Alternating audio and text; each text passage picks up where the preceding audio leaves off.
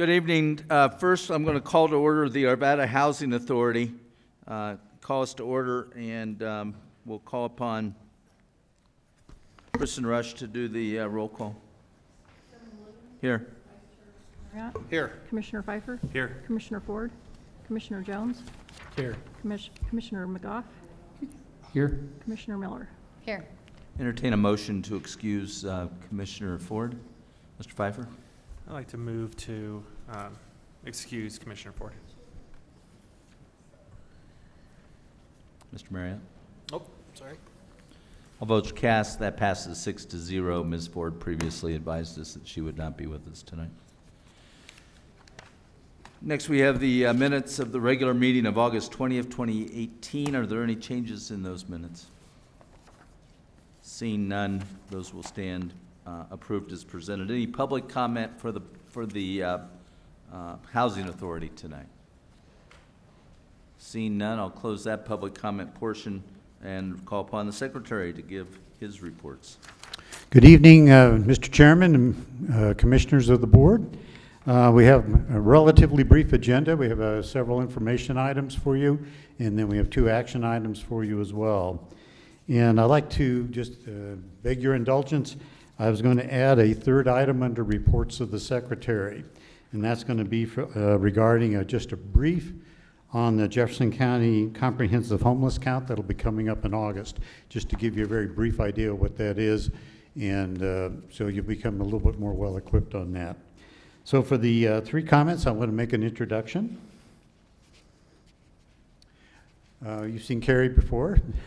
This is Carrie Espinosa. She's my Section 8 program supervisor, and she's going to give you the first 3 items under the reports of the Secretary, which will be the CMAP rating, the report on the community table, Bridges to Opportunity, and then she has a couple slides for you also on the Jefferson County Comprehensive Homeless Count. Very good.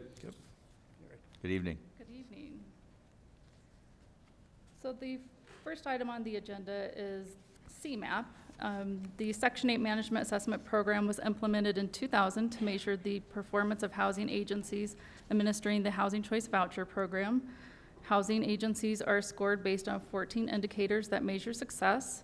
In April of 2019, the Housing Authority was notified that it scored 100% on its CMAP rating. Commendable. Great.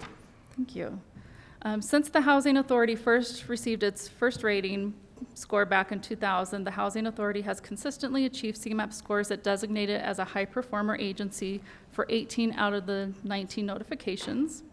We want to acknowledge the hard work of the Housing Authority team, Dina Cody and Johnny Yang, Lisa Snyder, and a variety of team members in finance, legal, and other city work systems. It is their hard work and cooperation that have consistently allowed the Housing Authority to achieve this distinction as a high performer agency. Are there any questions? Don't see any questions on that. Okay. The next item is the Community Table Bridges to Opportunity Program.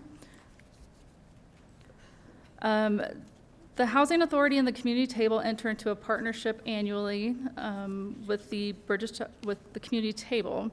Under this agreement, the Community Table's Bridges to Opportunity program provides self-sufficiency services to 25 of the Housing Authority's Housing Choice Voucher families. Under this agreement, the Housing Authority also commits to provide $32,000 to the Community Table to help pay for a part-time case manager position. The services offered by this program can help Section 8 families move beyond basic survival to reaching their highest individual potential of self-sufficiency. The target group for this program includes homeless individuals and families, those who are at risk of becoming homeless, and clients who are paying extraordinarily high housing costs that jeopardize their ability to meet other basic needs. As of today, we have 23 participants enrolled in this program, and the Community Table provided its first quarter report for January through March 2019, which is included in your packet. Are there any questions about that? Don't see any questions on that either. Okay. You're being very clear, so. Oh, thank you. The next item is what Ed mentioned earlier about the Jefferson County Comprehensive Homeless Count. We just briefly wanted to highlight that effort. So over the last several months, the Jefferson County municipalities and the county have been meeting to plan the first ever Jefferson County Comprehensive Homeless Count. The purpose of the count is to conduct the most comprehensive count possible of those currently experiencing homelessness and those who are at risk of homelessness, to guide policy decisions, assist with grant applications, and better align the services available in Jefferson County. The count takes place in August 2019, and there are two components to this count. There is a month-long count and a week-long count. During the month-long count, which it started August 1st and it runs through the end of August, the service providers in Jefferson County will service people experiencing homelessness that they make contact with at their agencies, so people who go in and are looking for help. And then the second piece to the count is the week-long count that takes place the week of August 19th through the 23rd. Law enforcement officers, service providers, and volunteers are teaming up to conduct outreach to people experiencing homelessness in targeted locations to conduct a survey. We are still looking for volunteers for the week-long count. We have created a Sign Up Genius page that people can go to sign up for the count and to get more information. There are morning and afternoon shifts available for the count. We are providing breakfast and lunch. Training will also be provided. And those who are interested can visit the Heading Home webpage at headinghomejeffco.com/get-involved to find out more. Mr. Pfeiffer's got a question. So when you do the count, the question I have is, so you have the visible homeless that we see, but what about the invisible homeless, where the folks that are living in their car that you may not see until the evening hours, which we're not looking there, but you know, the ones that are living in their car working at a job that's just not paying enough for them to live?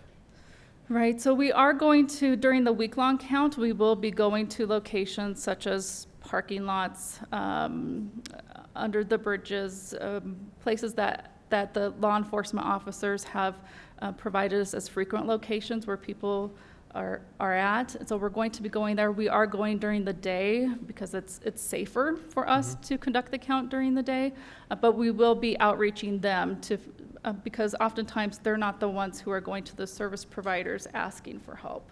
So we will reach out to them during the week-long But there'll be count. some sort of asserted effort on the invisible homeless as well, right?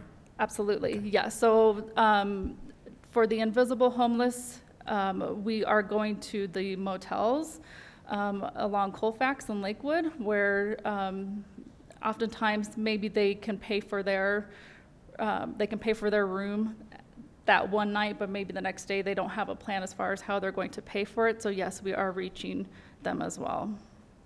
I just wanted to add, we're also working with the schools, which is something that we haven't been able to do during the point-in-time survey during the winter, so that will capture a lot of families as well.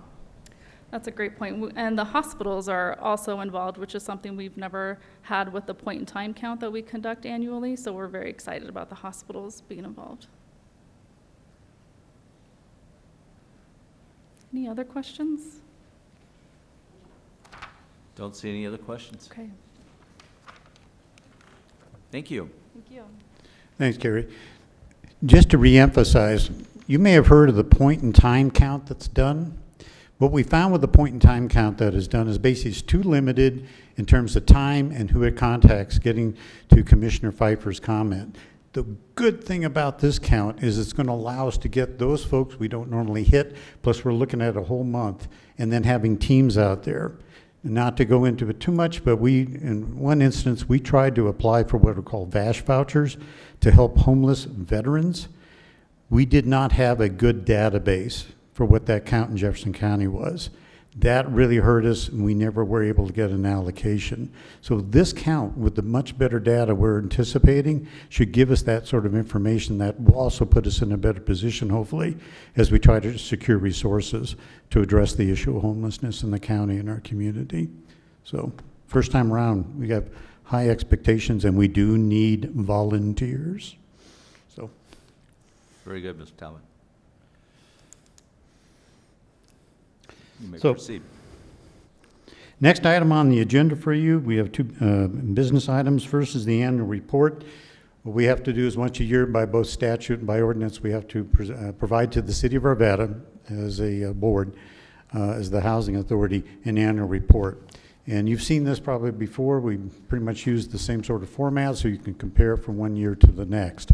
And there's a variety of data in that report. One thing I'm not going to do is read through all that information for the sake of time, but I do want to hit maybe two particular pieces of information that would be of interest. And the first is in trying to look at who our clients are through the program. We have not seen much of a change over the year in terms of who our clientele are. We have seen a bit of an uptick in the number of larger families, a little bit of lower tick in the number of smaller families. But you can see by the information in terms of elderly, we're looking at 43% of the folks enrolled in the program receiving assistance are elderly. 50% are disabled. And just to let you know, these are not separate numbers. Obviously, there's overlap between these numbers. Elderly, disabled, obviously there can be overlap. But 50% being disabled, 30% of minority classifications, female head of households, 80%. And this has been characteristic of the program for many years. Large family, 5%, and then very low income at 100%.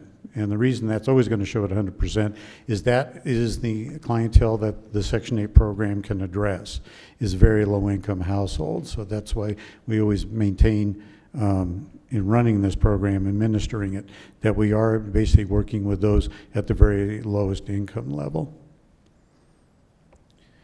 And then in terms of how the assistance is used, basically we've been looking at a count in terms of the total contract rent of about $1,200 a month. I can't quite read the numbers, too small to see. But in the report, it'll give you basically the numbers in terms of those that are receiving assistance, through the program in terms of a subsidy that helps on their rent, and those in that proportion that is being paid by the clients themselves. And we haven't seen a large shift in this since last year as well. So with that, rather than go through the whole report, I would certainly like to entertain any questions you might have. Mr. McGough. Yes, thank you, Mr. Talbot. I'm wondering, we have an authorization with the Arvada Housing Authority for 508 housing vouchers. We're at 491 now. I'm just wondering what it looks like for the upcoming year. Carrie could help me with this, but the general situation is not encouraging in terms of where we're going to be. We have to operate this program based on the amount of federal dollars we receive. What we found is that a year, give or take ago, we received a bump up in the numbers, which we should have gotten to reflect the fact that rents have gone up quite a bit. And then we leased up to try to utilize as much of that money and get as much assistance out to citizens or to clients, folks who are eligible, as we could. Then when we looked at what we're anticipating for funding levels going into this year, we didn't see that same sort of amount of funding or increasing. So now we have to bring the count down, because at the end of the day, we've got to basically assist those number of households we can, but we've got to stay within the amount of assistance that the federal government's providing for the program. Unfortunately, we're not seeing large increases in that, so we're bringing the number down. So our numbers are actually going to be in decline and go to about 475 or so is what we're anticipated at. So it's been up, and now we have to bring it down. And just so we're clear, we're not kicking people off the program. We're actually practicing attrition.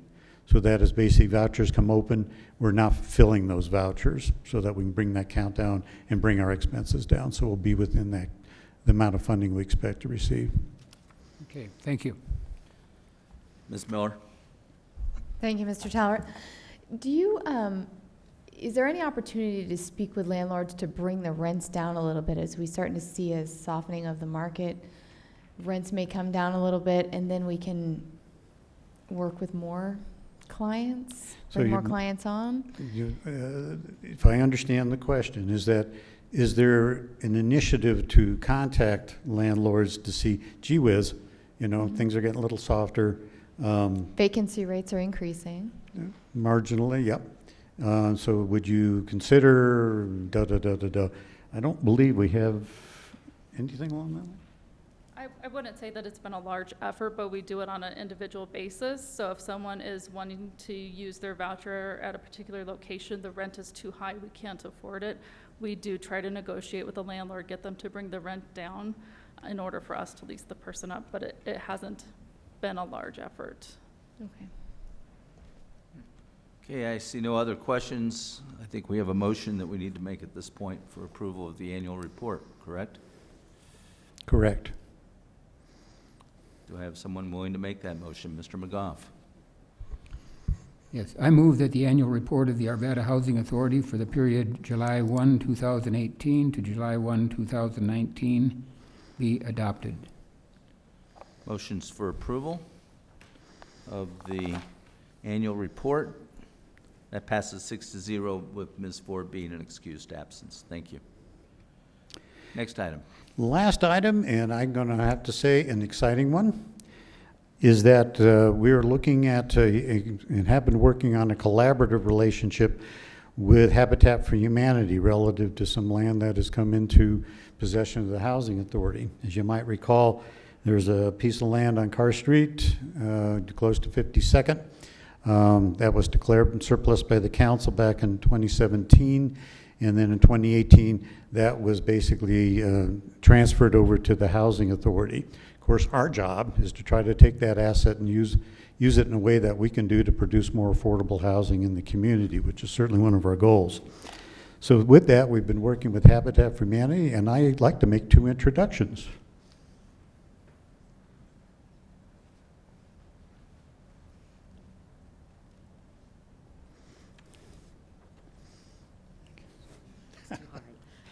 I'll try my best. She's warning me about how to pronounce her last name, so hopefully I won't butcher it. Okay. I'd like to introduce Stady Rozansky. She's the real estate associate with Habitat for Humanity. That's Stacy. And also like to introduce Maria Sepulveda, who's the Director of Community and Government Partnerships for Habitat.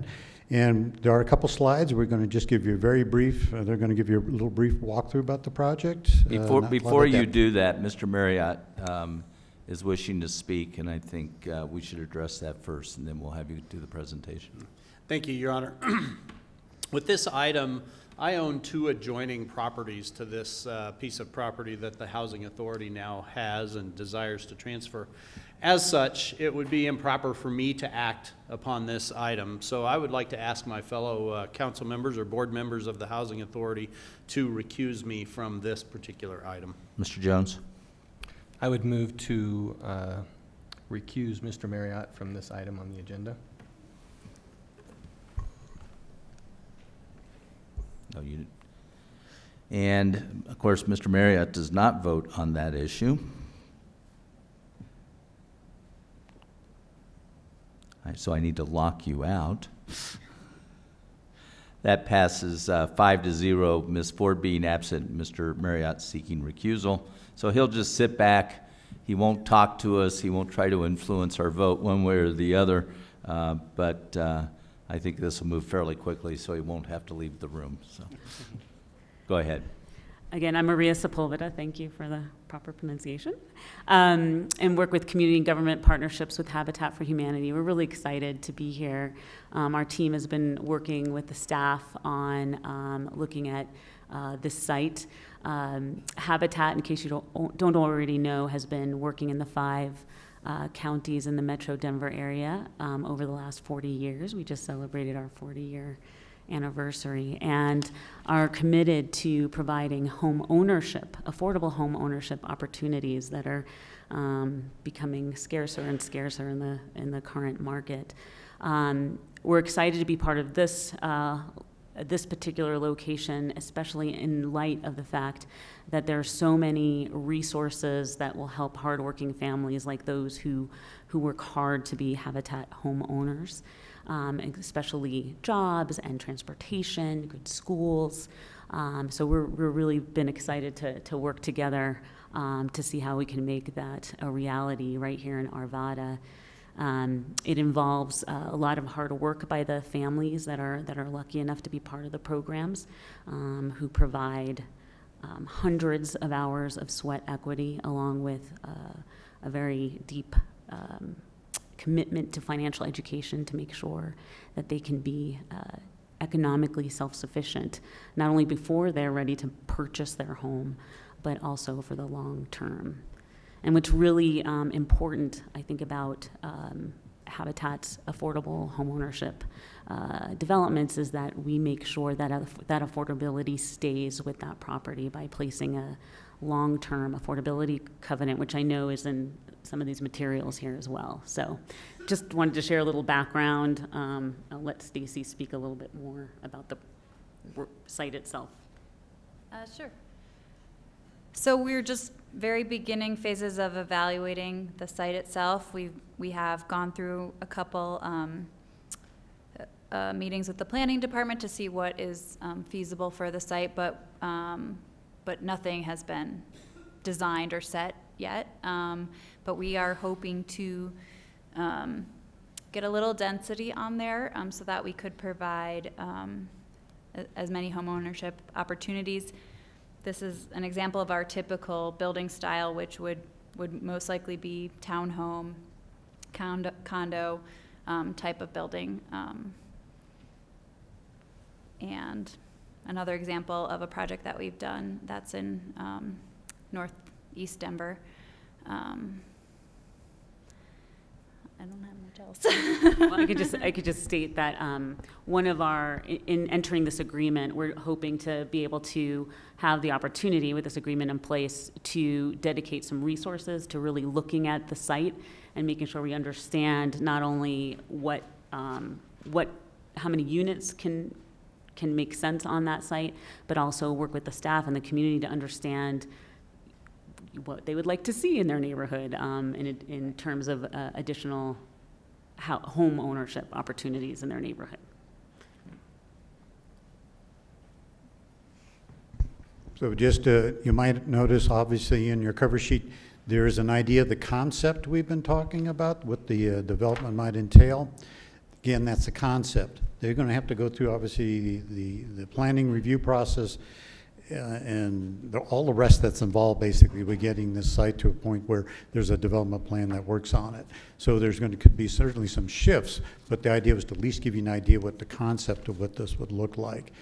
And what you're looking at tonight is a purchase and sale agreement with an amendment. Key part of this is we fully expect the project to go through, but obviously this is an asset for the Housing Authority.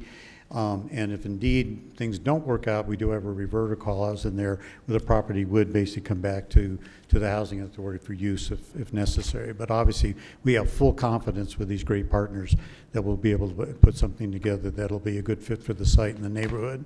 And one thing I've been pretty impressed working with the Habitat folks, they have a commitment to engagement and talking to the neighborhood and basically engaging with the neighborhood about the project. And that's one of the things that obviously is something we'd like to see, especially with a project like this one. Very good. Mr. Pfeiffer? It might be early. Is there more to this presentation? Nope, that's it. We If take there's any not questions. any questions, yeah, I'd like to reserve the motion. Okay. Any other comments from council before we hear the motion? Go Okay. ahead. I move that RHA 19-01, a resolution approving a purchase and sell agreement to sell real estate land by and between the Arvada Housing Authority and the Habitat for Humanity of Metro Denver, Inc., located generally at the corner of 52nd Place and Carr Street, be approved. I also like to speak to this motion. Thank you. And I also know that there's people up here on this dais that contribute a lot to your organization to make this a reality for many people, and thank you and your husband. This is something we need in our community, and this is helping us just get a little bit closer to solving some of the housing issues within the metro area, and especially for our community. So I just want to say thank you to all of you. Very good. Mr. Jones? I just wanted to speak to the motion. Yes. So again, I just echo what Mr. Pfeiffer said. Thank you for taking a chance on this property and going through the process to discover what's possible. And my sense is that as you work with our community development folks, there will be a lot of possibilities.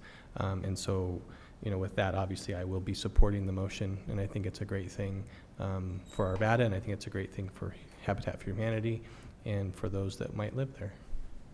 Thank you. Yeah, I think it should be important to note that really Dot Miller has been a champion for you all since she was elected to City Council. She, I think, met with Mr. Talbot on, I don't know how many occasions, but to locate properties that might be suitable for a future, and we've had Habitat for Humanity projects in the city in the past, and it's been my privilege to be there to see these families as they take ownership, and just the pride of ownership and the sweat equity that they put into these properties. I think it is an important component of attainable housing in Arvada, and so I congratulate you. I thank Dot Miller, her husband Ranger, for having Blues and Barbecue all these years to raise money.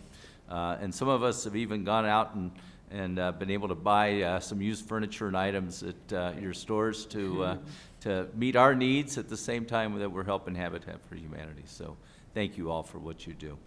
So with that, if people will vote on the motion. All votes are cast. That passes 5-0. Ms. Ford being an excused absence, Mr. Marriott being excused from voting on this matter. Congratulations. Thank you. Thank you very much.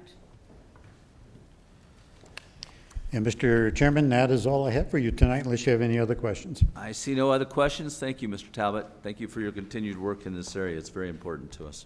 Thank you. Okay, with that, I will now open the Arvada City Council meeting for August 5th, 2019, and call upon Councilmember David Jones. Thank you, Your Honor. If you would join me in a moment of silent reflection.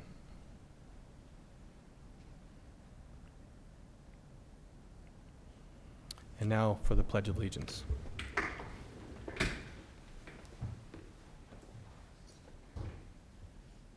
Pledge allegiance to the flag of the United States of America and to the republic for which it stands, one nation, under God, indivisible, with liberty and justice for all. Now, Kristen Rush, if you'll call our roll as council members. Mayor Williams. Here. Mayor Pro Tem Marriott. Here. Councilmember Pfeiffer. Here. Councilmember Ford. Councilmember Jones. Here. Councilmember McGough. Here. Councilmember Miller. Here. Entertain a motion to excuse Ms. Ford. Mr. Pfeiffer. I move to excuse Councilmember Ford.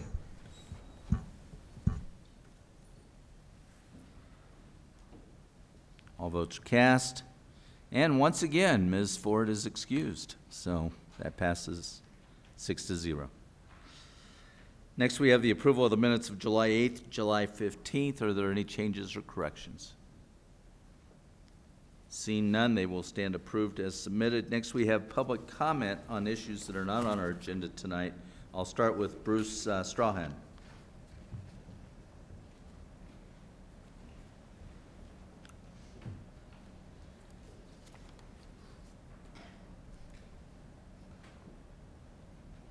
Setting your timer there, huh? Go ahead. I only get 3 minutes. Good evening, council members. My name is Bruce Strawn. I live on 77th Place near 80th and Kipling. I'm here to talk about the waste hauling issue. I come from the no camp. I'm opposed to any and all government takeovers. I noticed you did a study on this and posted that on your website. Thank you for making that available. One thing that struck me from that study is that people are generally satisfied with the service they have. There's a lot of competition, there's a lot of carriers, keeps prices down. People are saying they're satisfied. I don't like the idea that I will no longer get to pick my trash pickup day. I can't use the trash cans I just bought for $80 a piece. I'll have to get rid of those because they have to be compatible with the new truck that's going to pick them up.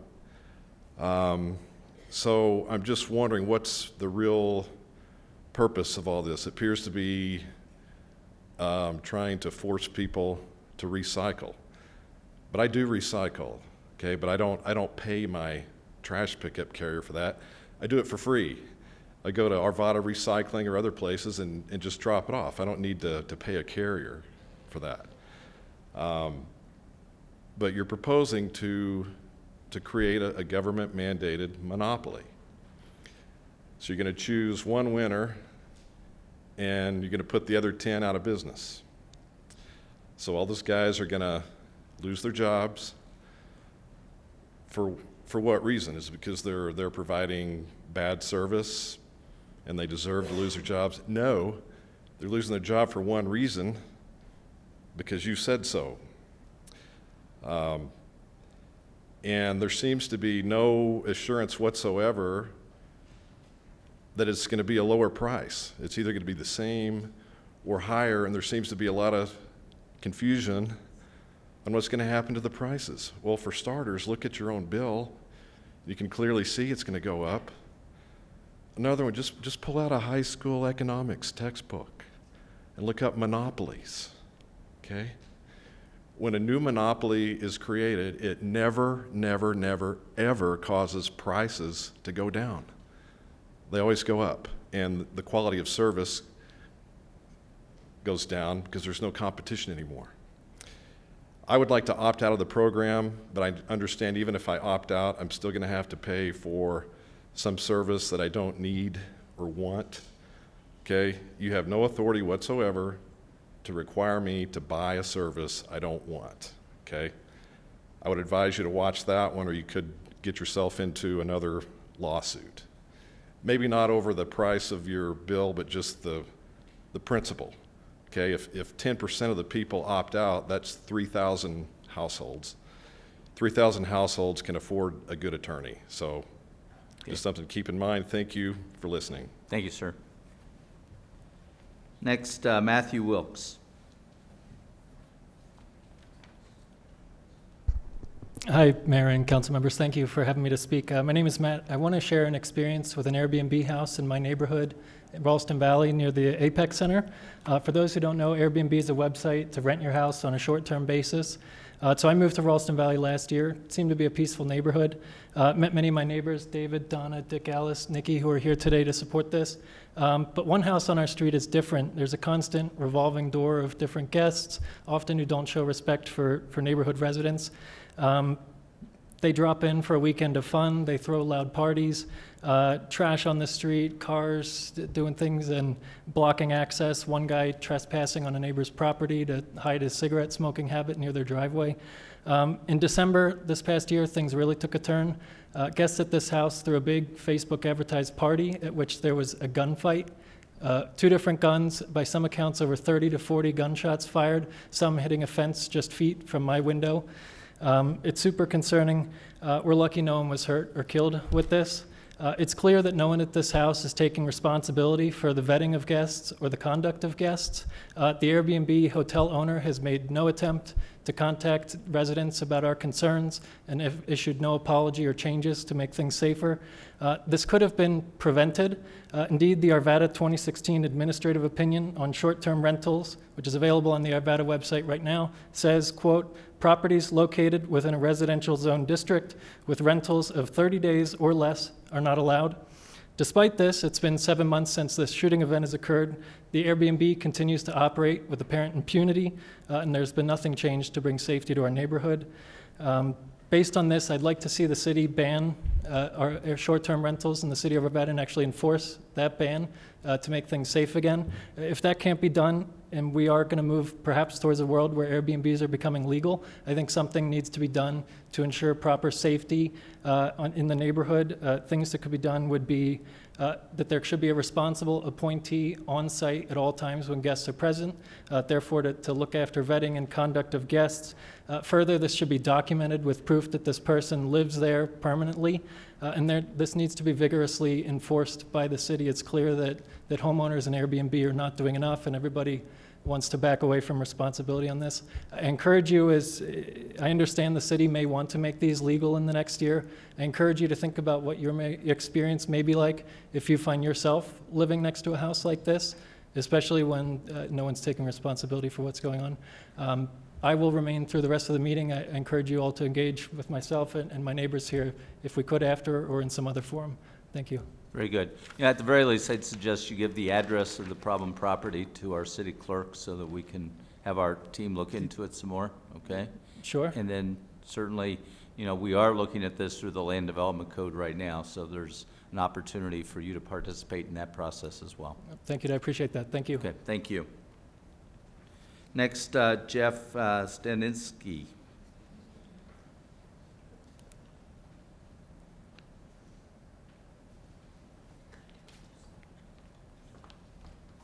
I know, I always get it wrong. I even tried to cut down on letters for you, Mayor, just to make it easier. Ouch! That's okay. We'll get it. So I have two issues I'd like to speak on. Do you have a choice as to which one I start with? No, go ahead. So the first one has to do with the intersection of 80th and Indiana.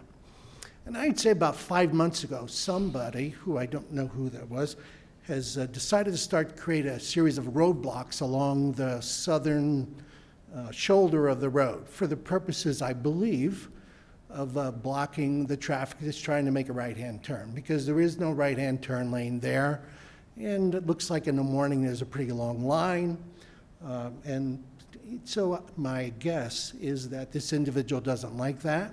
So first looks like they took a backhoe and dug a series of trenches, and after that didn't work, they dumped a load of dirt. And after that didn't work, they put down a piece of board with nails in it. And then most recently, Saturday, I think, they dropped a load of branches. You know, this is beyond mischief. The reality is they could kill someone, right? They could destroy a car. Now, I don't know if that property is privately owned or is town-owned, but I hope if it's publicly owned, that we're going to do something a little bit more aggressive to deter that individual or individuals from doing that, because you don't want to be faced with the comment, oh, by the way, my child's in the hospital. You know, and the reality is it's been going on for 5 months and it only got cleaned up today. So I think we need a little bit more focus on it. So I was hoping you might be able to, I guess, two things. The one is they might be able to tell me what's going on, because perhaps I'm being critical of the homeowner or whoever's doing it because they own the land and they're annoyed. But the other thing is that you look to see who put in turning lanes there, because they clearly need it. So does anyone know what's going on there? Well, first of all, it's a CDOT road, Okay. state highway. Okay. So it's not the city's. Okay. Certainly, we can have our people look at it in terms of where the property lines are and see what that issue is. So, yes, we will look at it. Okay, great, thank you. You Okay, bet. One quick question. Which corner of 80th and 72nd are you talking about? you know, I am, Or 80th and I Indiana, I am mean. geographically challenged, so I would say, It's the west. thank you. Southwest, northwest? It would be the southwest, I believe. Southwest. So Southwest, Mr. okay. Devon's well aware of the Got it. situation. Okay, thank you. I just was curious. First I've heard about it. Okay? Okay, that's that. I'll move on to the second topic. I just want to talk a little bit about alpha particle radiation. If you could turn that over, thank you. So I took that from an educational source, and and you probably can't even read it, but all it tells you is about different types of ionizing radiation, and that the most dangerous of them all is alpha radiation. And you're familiar with alpha radiation. It's quite common here in Colorado. You know it as radon poisoning. So we're aware of it. We're aware of what it can do. So a month ago, at the Broomfield Council meeting, CDPHE representative spoke about the dangers of alpha radiation, made the following quote: "A single alpha particle can cause cancer." And we also know that alpha radiation causes other chronic health conditions. So as you hopefully know, plutonium degrades over the course of about 26,000 years, and it gives off alpha particles. These alpha particles are relatively large in the atomic sense, and they don't travel very far. They can't penetrate your skin, and they very happily bind with negatively charged particles in the ground. Okay, sir, your time has expired. It's been expired for a little bit. I gave you some Well, additional time. So I do have two requests in, so that's the Okay. reason. So you would like me to come back for the second question? Sure.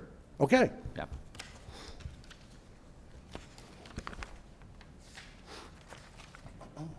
Jeff Stan. Yes, sir. Okay, no, sir. Mayor, I wrote down, I've been here 4 or 5 times. You can't pronounce my name. You don't make an attempt to pronounce my name. Well, I apologize for Well, no, that.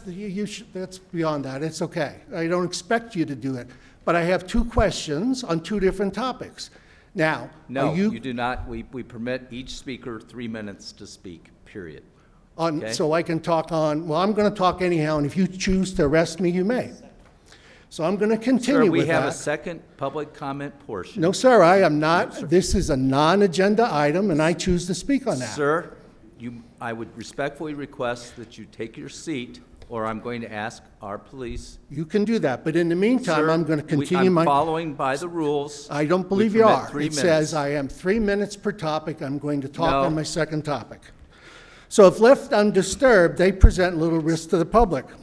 The problem, though, is if you want to disturb a known area of contamination that sits within the Jeffco right-of-way. In addition, if we've done nothing to determine how great an I area can't is say. contaminated, are you going to arrest me? All right, hold on. Let me get.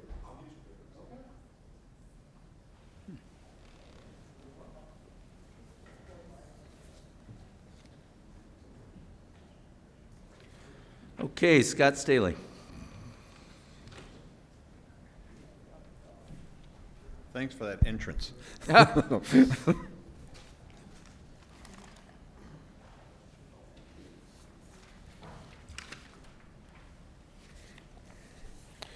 Okay, I'll try to make this quick. I'm Scott Staley, President of the Historical Society, and this is a review of our past fiscal year, basically from September 1 till August 30th. So, in spite of ourselves, the Historical Society still does a lot of things, right, Mr. McGough? I agree, fully agree. So we start off the year in September with a Harvest Festival. We participate in all 3 days. We also participate in the parade, and we have the flour mill open that weekend. So then we move on to our cemetery tour, and that's the fourth Saturday in September. Last year we started with 3 cemeteries, the first year that we ever done that. Then we move on to October, where we had about 200 that we're aware of participants in the Scarecrow Festival. And then we have Trick or Treat Street, the end of October, and we had about 900 plus participants. Last year was down a little bit, and I think it was due, remember the commuter rail was coming through, and we had a lot of disturbance from the horn blowing.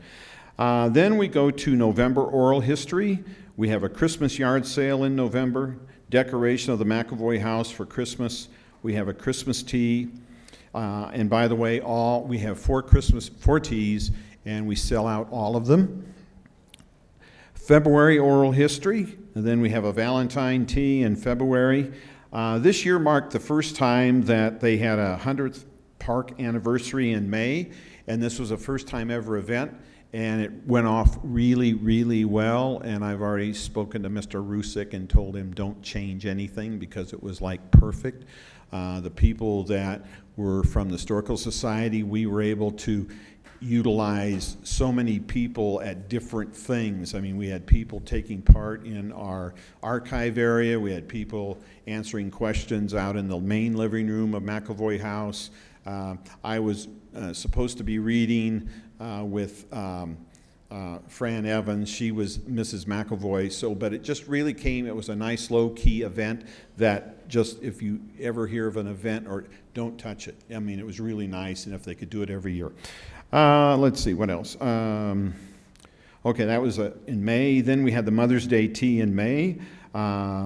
We had 8 Arvada high school, or 8 Arvada area school tours, and these include the McAvoy House, a walking tour, different variations on that, and then the flour mill. And we give, I think, the students a pretty good bang for their buck there.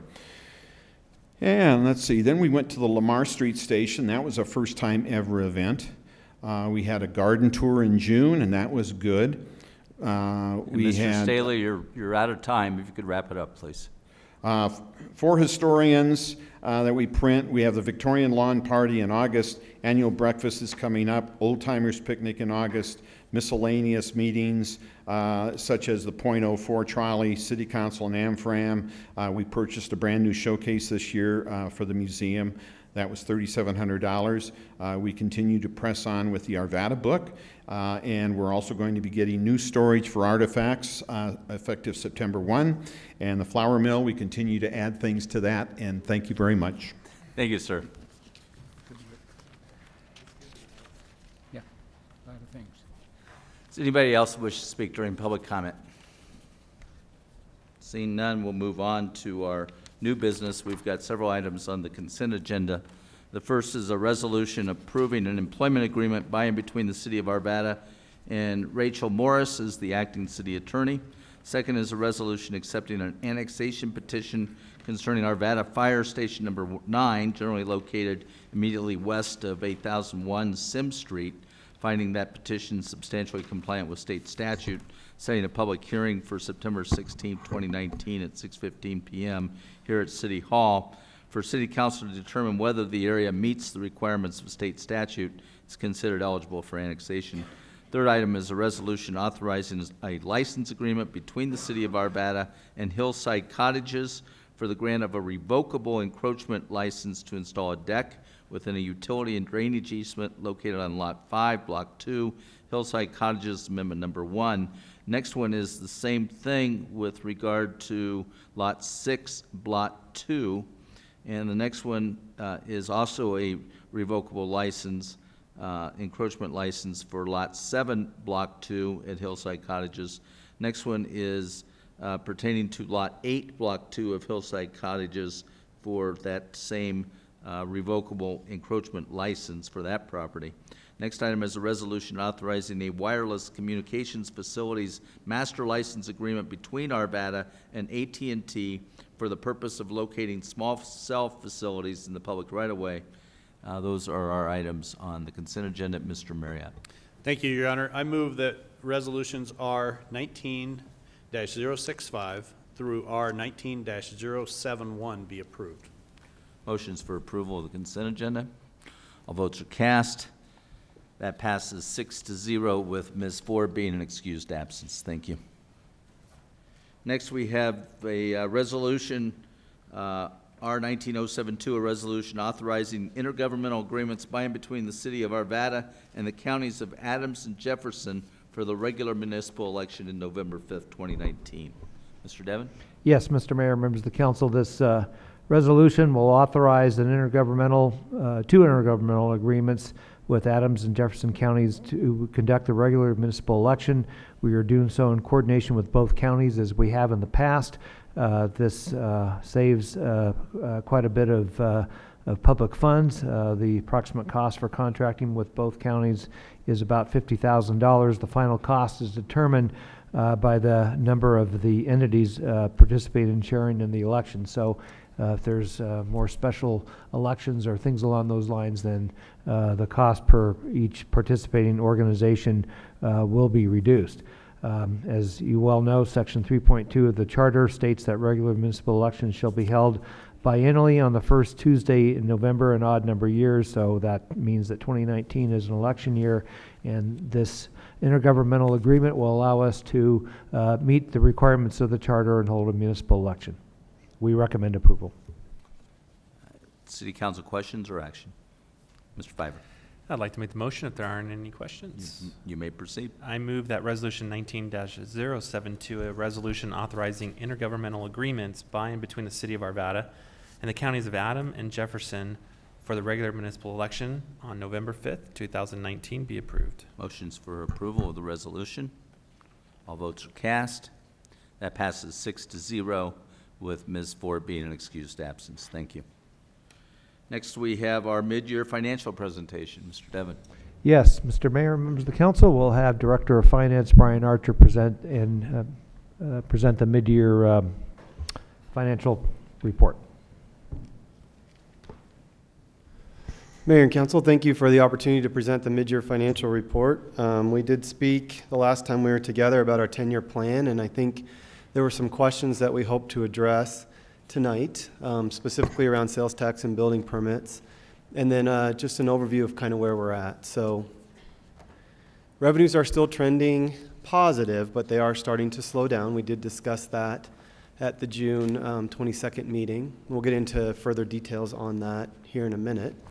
Expenditures continue to stay in line as the department heads, city manager, deputy city manager are doing a wonderful job of managing their allocated budgets from city council. And the story from now on for the next few years is really going to be large capital projects, and we're all well aware of these.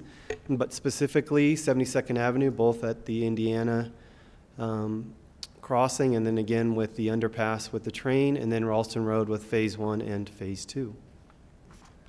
So a few performance items. Each quarter we like to bring to you where the general fund sits with the city council fund balance reserve. So right now in quarter 2, we're sitting above that 17% required reserve.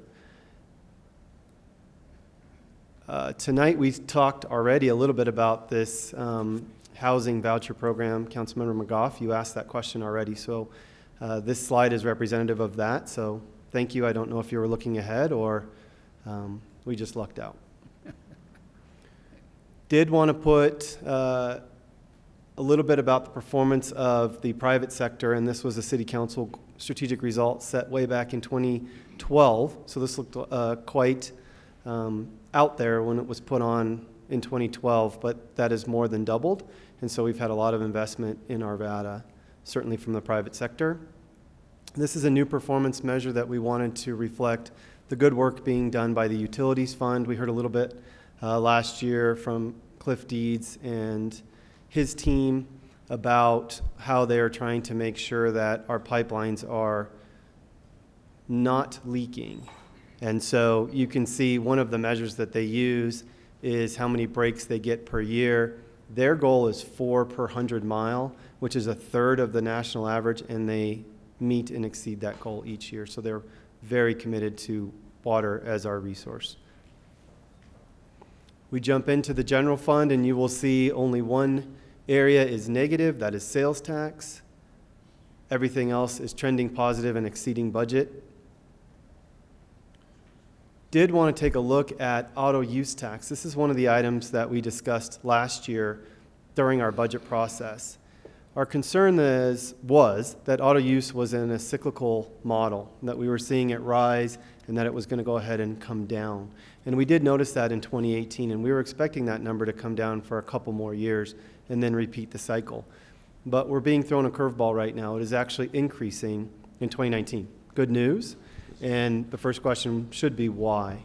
And we're working on trying to figure that out. It's Mr. Marriott. Well, I was going to say, it was Mr. Marriott and I think we both went out and bought We appreciate that. We do our parking lot study every month and walk around and see how many are out there. There are certainly a number of new vehicles being purchased. But the question that we're struggling with is it more new cars or is it more expensive new cars? And so we're trying to work with the state on that a little bit, and we're hoping to have that answer for you. And that will also help us to identify this budget a little bit better. It's positive today. We do think it'll continue to be positive for the rest of the year, and this could be something to help us as we're moving through the recession or possible recession. One of the questions I think, Mayor, that you asked related to building revenue, and so we wanted to bring this chart back. We've not included this chart for the last few months, but hopefully it looks familiar to council. And it shows, again, I apologize, the numbers are small, but really the graphic tells the story. You will notice that we've had a pretty large run-up since going back to 2011, and that is starting to pull back to more normal. So as we're sitting now in 2019, single-family permits are sitting at about 168. Close to or between the 2013-2014 time period, budgeted revenues, the revenues are still projected to exceed the budget. And so where we're at today is kind of where we want to be from a growth perspective. We can manage that growth, it continues to move the city forward, and it continues to meet our budget. Mr. Pfeiffer. So just a point of clarification, I want to make sure that we're looking at this graph correctly. Each one of these years are through June. That is correct. So it's not year to date it's apples for to those apples. years. They're Yeah. all measured equally. Thank you for that clarification. Yeah, so if we were to look at the, throughout 2018, 2017, what we did for the entire year for single-family homes, 2017 was 493, 2018 was 417. We're expecting, obviously, this year to be a little bit less than that, maybe in the high 300s, more back to what we expect. This does not include duplexes, townhomes, multifamily, or commercial. This is only one measure of all of the building activity. If you were to add those others in, you would see even more significant swings. And so when you look at a multifamily project, when that project is permitted, that is when we put those numbers into play. So you might get a 250 unit project and that would show up inside of 1 year, even though that may take 2 years to build. And so when we show this graph, that's why we don't include those numbers. But if council would like to see them, we can make them readily available. If we jump into sales tax, our one red issue, you will notice that it is basically flat. So a 0.07% increase, which is really, I think I heard this term earlier, a rounding error. It's really flat. Council should remember that in the start of this year, we eliminated the vendor fee. That was a 3% up to $100 give back to vendors if they filed and paid on time. We took those funds and put them towards our 2019 sales and use tax bond. If we include that, we would be down about 1%. And so we still have a little bit of ways to go. I do have good news to report that for June, we were actually up about 2.2%, and for the year, that puts us at about 0.75. And so we're roughly even, 19, 18. We were down all months last year but one in the second half of the year, so we're hoping we keep things steady, people continue to shop Arvada, and that we will be able to finish out the year on a positive note. If you take a look at... Ms. Miller's got a question. I'm sorry. Councilmember Mr. Archer, thank you. Quick question. Does the telephone equipment and service include cell phone service? So that is equipment only. It's not the cell phone side of things. It's not the line charges or anything like that. It's just the tax on the equipment, the cases, and the accessories.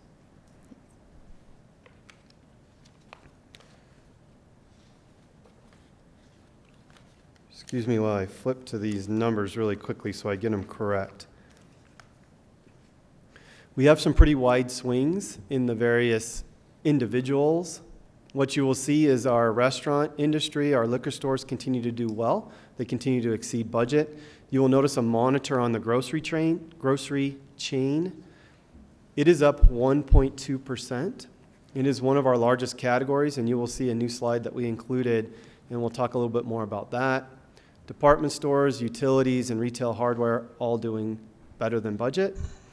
When you look at the negative side, Councilmember Miller, you pointed out the telephone, that is one of our largest ones that is down. Office supplies, furniture, auto leasing, all items related to growth, all items that we expected to be down as building activity goes down.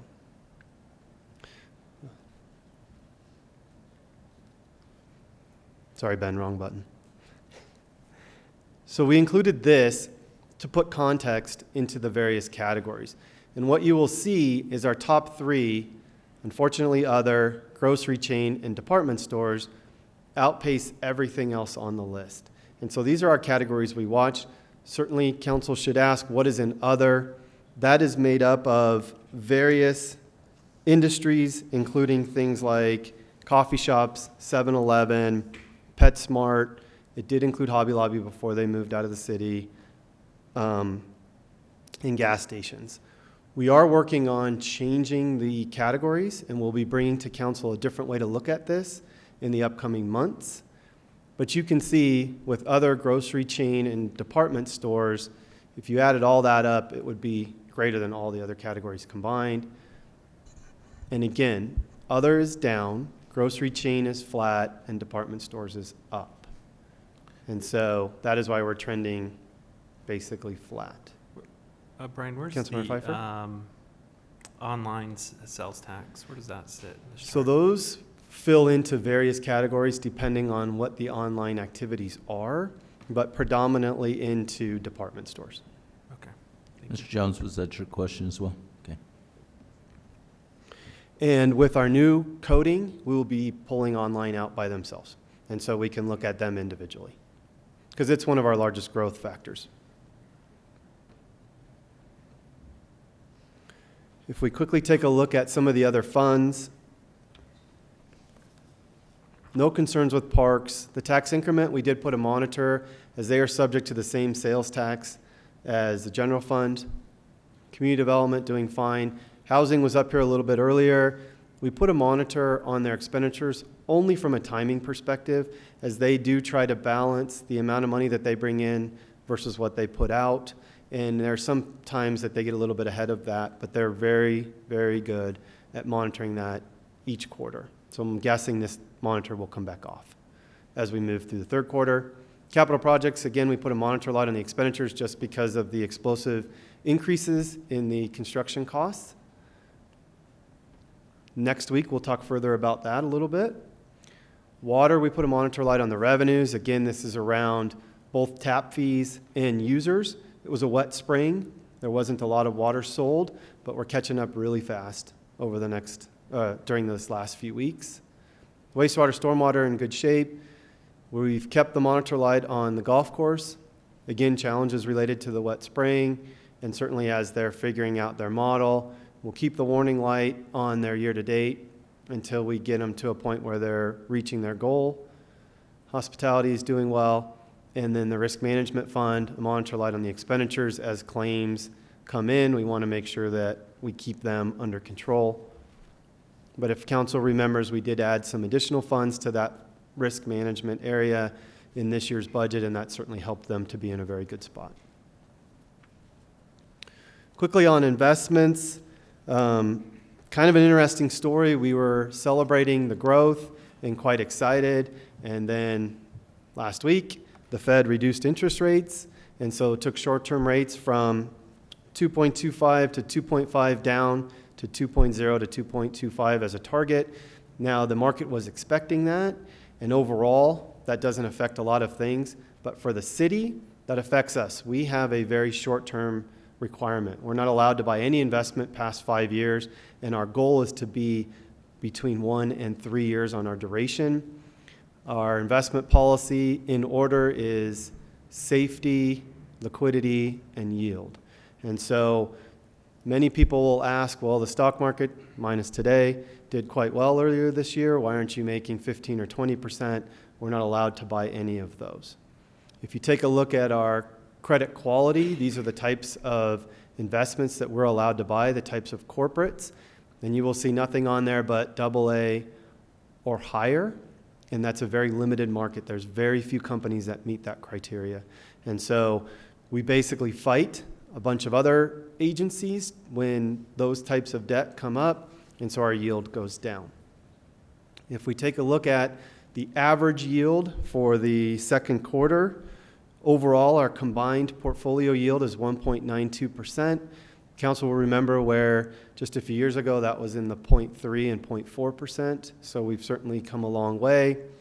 We have two types of investments. We have what we do internally, managed by finance staff, and then we have an external provider that manages their investments. They're allowed to go a little bit further out, and so the hope is when we see this pullback that they will be able to return a little bit better throughout that period of time because they can get further out on the investment curve. And so we'll see if that trues up as rates slow down. We are up about 40 basis points compared to 2018 at this same time. And so that will be money returned back and available for use. So that's a quick mid-year presentation. Again, building activity is slowing down, but we do feel like we will exceed the budget. Large capital projects, we'll talk more about that next Monday night. And we're coming into budget season, and so we will be bringing the 2020 revised budget to City Council at the end of August. Very good. Any questions from council? No additional questions? Thank you, Mr. Archer. Good Thank you. presentation as always.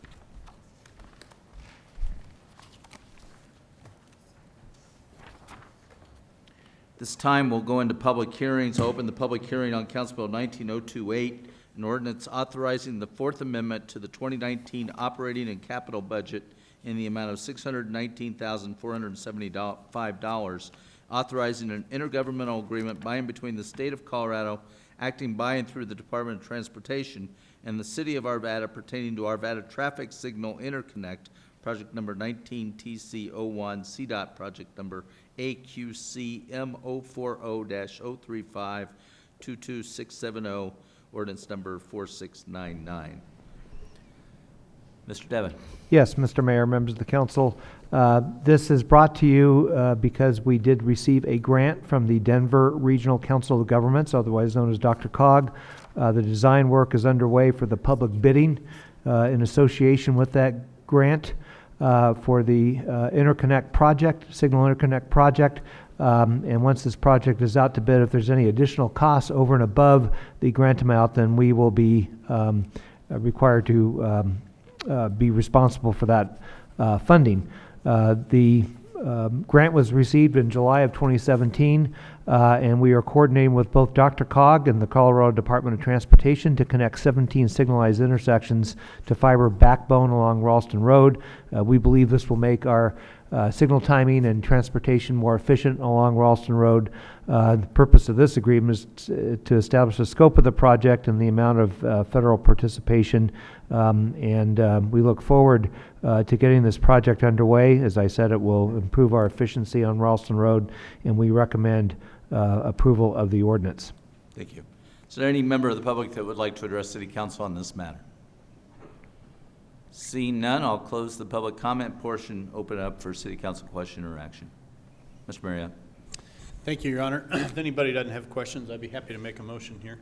So I'm going to move that Council Bill 19-028, an ordinance authorizing the Fourth Amendment to the 2019 operating and capital budget in the amount of $619,475 and authorizing an intergovernmental agreement by and between the State of Colorado, acting by and through the Department of Transportation, and the City of Arvada pertaining to Arvada Traffic Signal Interconnect Project number 19-TC-01, CDOT project number AQC M040-035-22670.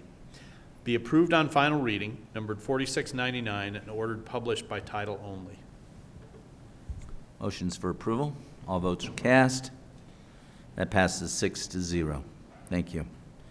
Next, we'll consider three items in unison. I'm going to open the public hearing on Council Bill 19029, an ordinance rezoning certain land within the City of Arvada, Kimbrough Heights, rezoning from City of Arvada B1 Neighborhood Business District to PUDR Planned Unit Development Residential 10.9 dwelling units per acre, amending the official zoning maps of the City of Arvada, Colorado, generally located at West 62nd and Carr Street. Same time, we'll consider the Kimbrough Heights Preliminary Development Plan, generally located at West 62nd Avenue and Carr Street, and we'll further consider the Kimbrough Heights Preliminary Plat, generally located at West 62nd Avenue and Carr Street. Mr. Devon. Yes, Mr. Mayor, members of the council, will have Planning Manager Rob Smentana introduce this item. Thank you. Mayor, members of council, the applicant is requesting approval of a rezoning preliminary development plan and preliminary plat to allow for the development of a 14-unit townhome community. The site is located at the northeast corner of Dover Street and 62nd Avenue. The proposed project is located on 1.29 acres, giving it a density of 10.9 units per acre. The property has a comprehensive plan land use designation of medium density residential, which allows for up to 12 units per acre. The applicant has requested several modifications from development standards related to setbacks, minimum lot size and width, lot coverage, and landscape buffers. Following the Planning Commission hearing, however, the applicant did modify their plan to eliminate one of the modifications related to building setback on the northern property line. Staff does support the remaining proposed modifications as discussed in the staff report and recommends approval of the project based upon the criteria found in the Land Development Code.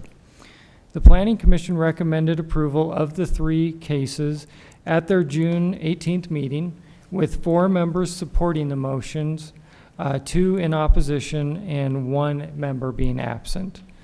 We have received the signed posting log and mailing affidavit, and they are in order. In addition, the council and staff also received an email over the weekend from Mr. Hawley, and we would like to make sure that gets entered into the record. The applicant is here in attendance for a presentation and questions, as well as staff planner Jeremiah Bebo, who is also available for questions. Very good. The posting log and mailing affidavit will be made part of the record. Anyone who wishes to testify in this matter, if you'll raise your right hand. Swear or affirm the testimony you're going to give in these proceedings will be the truth, the whole truth, and nothing but the truth. Good. The applicant may make their presentation. Thank you. My name is Steve Lindsay. I'm with Prominent Residential Properties.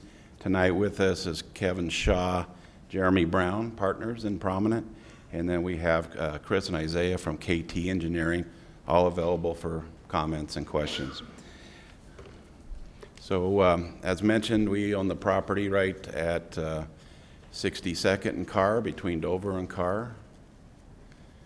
That's who we are, and that's our engineer, KT Engineering. Here's a site map showing the location there. An overview of the project. And again, the existing zoning of the B1.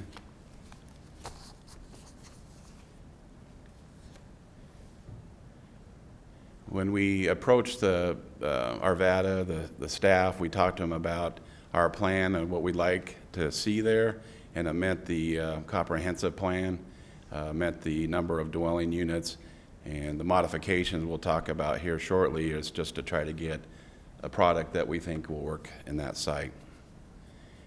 Here's our proposed site plan. So again, we have 14 units, so there'll be 7 duplexes. And they'll enter in off the 62nd there. And we'll have units 1 through 10 will face south or southwest there.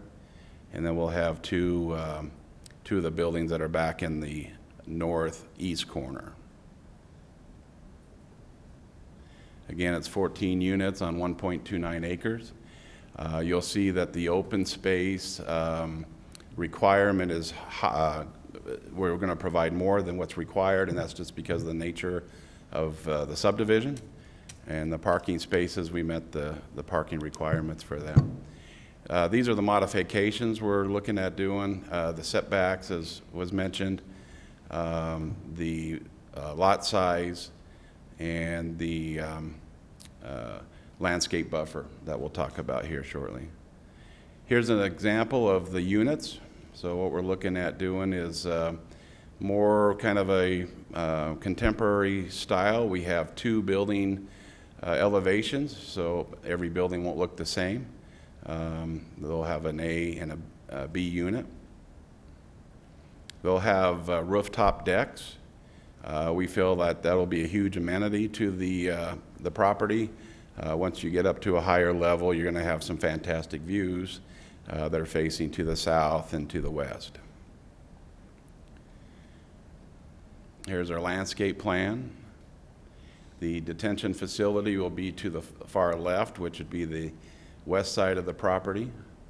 And the trees between the sidewalk and the street, that's in the front, and then also the trees on the interior. And then we did have a couple of comments at Planning Commission. One was to provide more buffer between lots 13 and 14 and 12 and 11 there. So we actually moved those down, so to the south, provided more space between the property to the north. So we've made that change per the comments from Planning Commission meeting. The sidewalk that's there to the left of units 13 and 14, we connected that to the driveway. That was one of the comments as well from staff. And I think that was about all the comments we had from Planning Commission. Here's our grading plan. If you've seen the property, I'm sure you have, it's pretty flat, so there's not a lot of grading activity that's going to go on. We did have, let's see, one of the comments too from Planning Commission was the properties to the north, and comments how close we are to other homes. There's a lot of outbuildings next to us, not necessarily homes. So there's a lot of sheds, a lot of outbuildings. We're actually pretty far from any of the existing homes that are currently there. So that's all we have. Okay, does that Questions? conclude your presentation at this point? Yep. Very good. We'll take some public testimony, and then you'll be afforded an opportunity to address any issues that are raised. I'll call upon Dennis Green.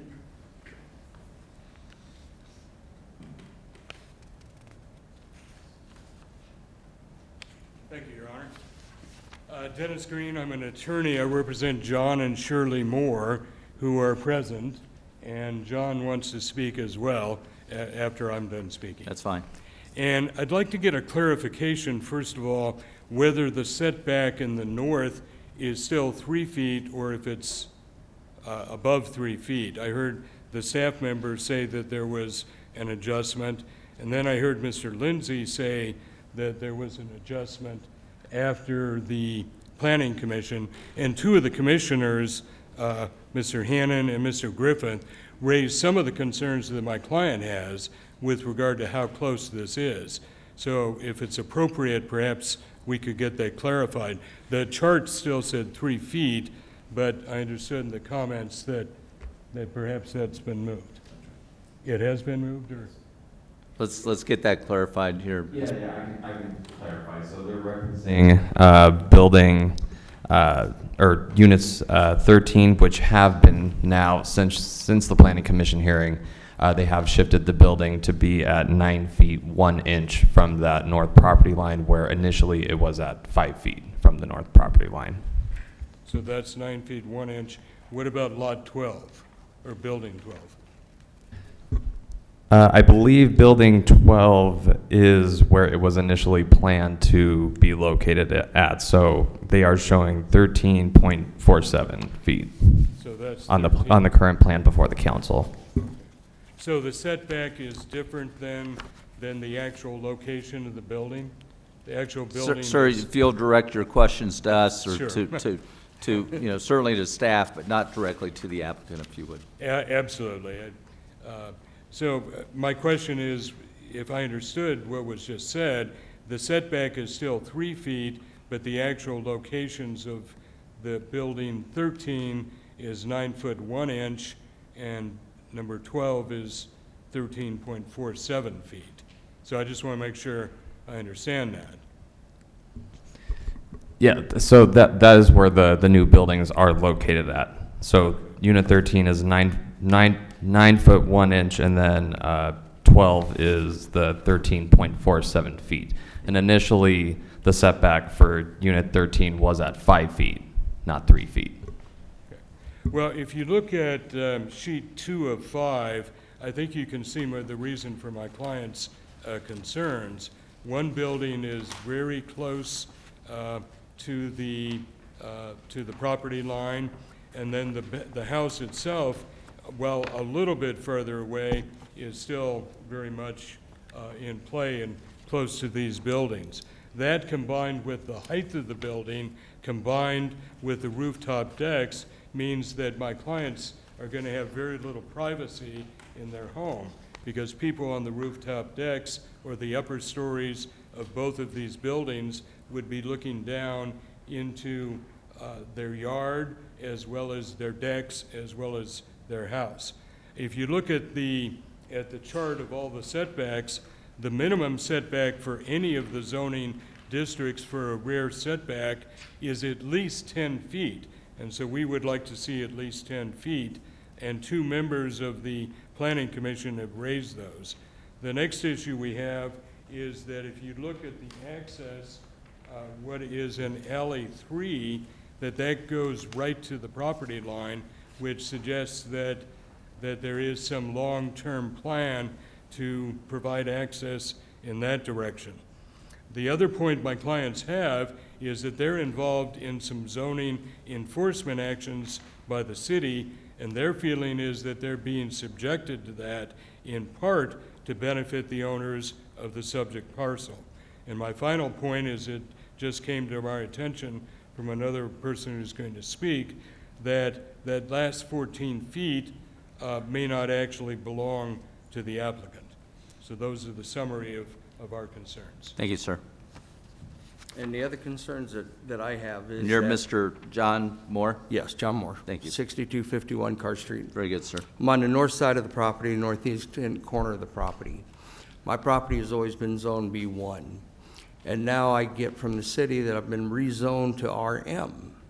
And I'd like to know why that has been done when I was zoned business. Okay, we'll have staff respond to that as part of the. Perfect, thank you. as I part would of the like that discussion. because I feel that since this project has got started, that the city of Arvada has used a force of power against me with 22 tickets of code violations, which is uncalled for. And then they fly a drone over my house with a search warrant to modify what their tickets are, that they don't have any pictures of evidence of anything that they've proven. It's just wrong that you're trying to take my property in this direction. The city has no rights to do that. None. So I would like answers to those questions, if I could, please. You bet, we'll get them answered. Thank you, Mr. Williams. You bet. Okay, Mr. Holly.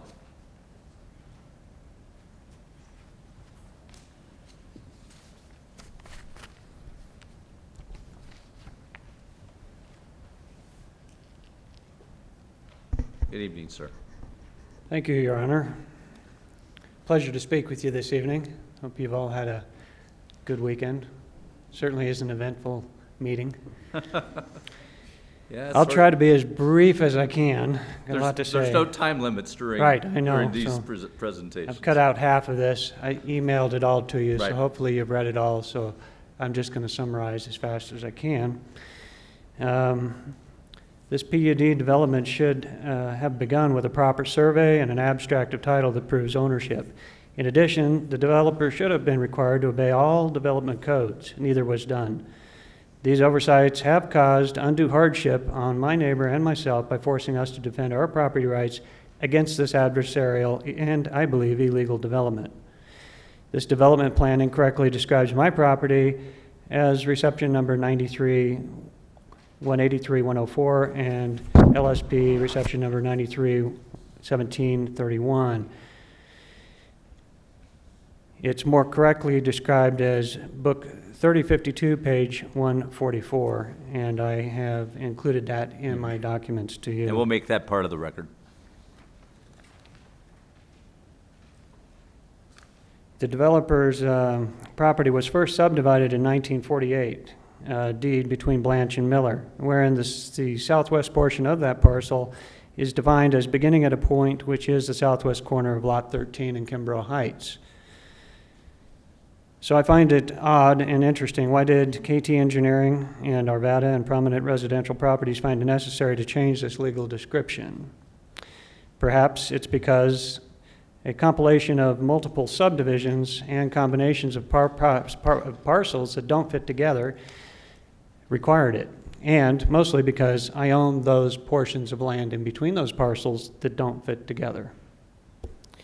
The boundaries and locations, dimension, size, and legal description contained in the development plans are incorrect. They include land that I own. For example, the design plan proposes to build a fence along the north of my southern boundary in my yard and through my buildings. Based on this, it appears that the developer and Arvada both intend to demolish my fence and my buildings that legally exist on my land. Prominent Residential Property seeks to develop land they don't own. That's troubling. It's illegal. It's theft. Likewise, Arvada's approval of the same constitutes a taking of land without due compensation. There's a process for that. It's not been followed. I find it very troubling that the proposed roadways within the development terminate at my fence and my neighbor's gate, and that they align perfectly with my neighbor's driveway. Very curious. It appears that Arvada is conspiring with this developer to take my neighbor's property to expand this development. Why else would Arvada tell my neighbor that they intended to take his property and then enter into this real estate deal with this developer and create a design plan wherein the road terminates through his gate at his driveway. Is my property next? Is your property next? Does Arvada plan to take my home? Why is my family's home less important than this developer's profits?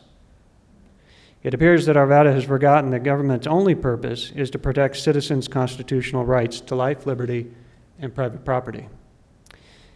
That's what protecting public health and safety actually means. It does not mean taking one citizen's property and giving it to wealthy developers.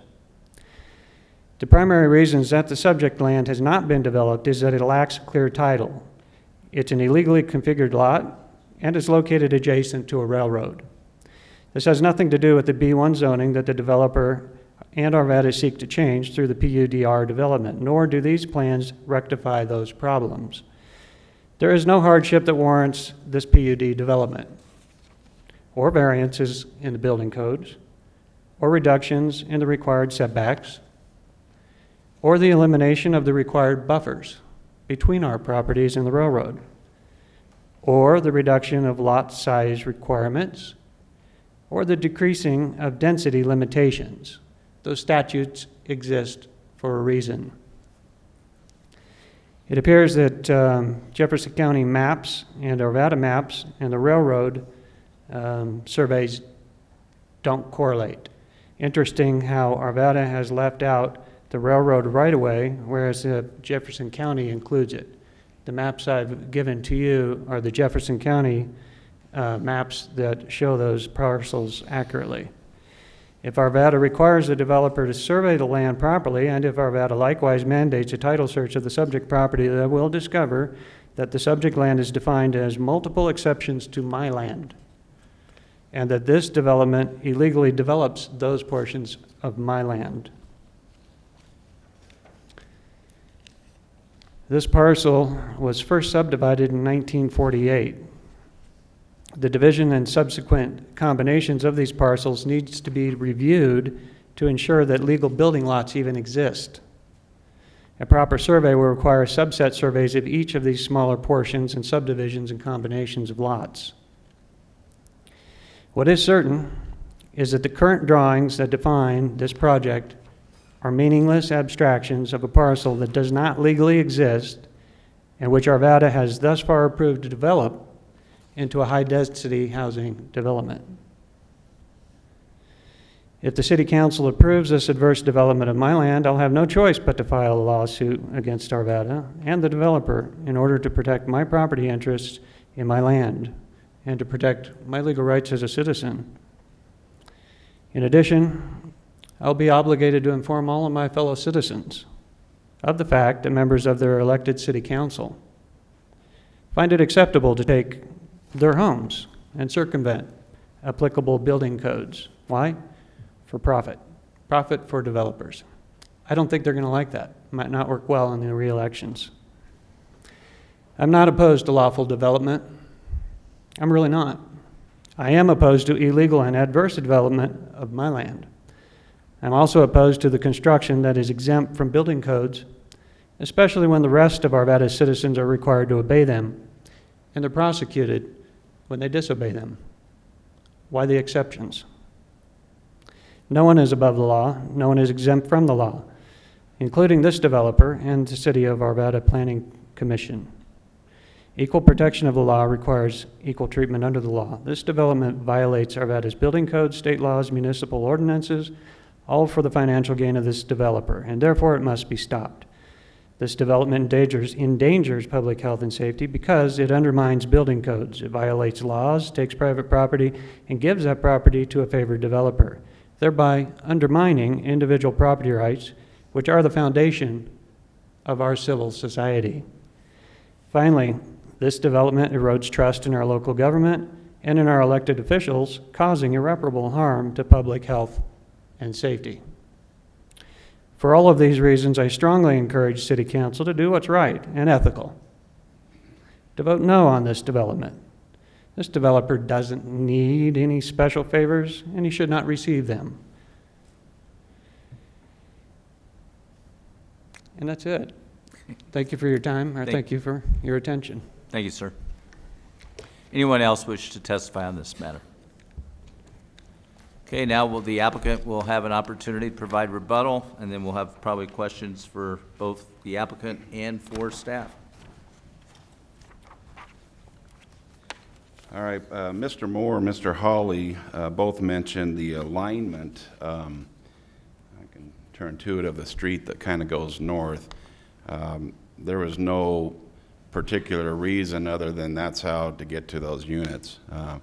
The alignment has we have no future ideas of developing that land or buying that land. That's just the way it was. So there's no particular reason why that's there. Mr. Hawley was at the Planning Commission, and so after the meeting, we asked him for his phone number and told him we'd be happy to sit down with him and discuss his issues. We believe we have a proper survey. We have our surveyor here, and he can certainly come up and speak to that, how he did a survey, and hopefully answer any questions. We called Mr. Hawley on June 27th at 3:22. He mentioned he was a very busy man and he would get back with us. He never did. We called him on July 1st at 12:31 with no answer. And then we also called him again at July 25th, again with no answer. So we tried to get a hold of Mr. Hawley to address his issues. We feel like we have a proper survey and everything is correct. We have clean title. The title work was fine. We could be wrong. There's possibility that we could be wrong. One of the ideas that if we had a chance to talk to Mr. Hawley is to provide easements if there is indeed his property that's shown as in our property. But again, he didn't have the time to call us back. Mr. Moore mentioned the idea of privacy.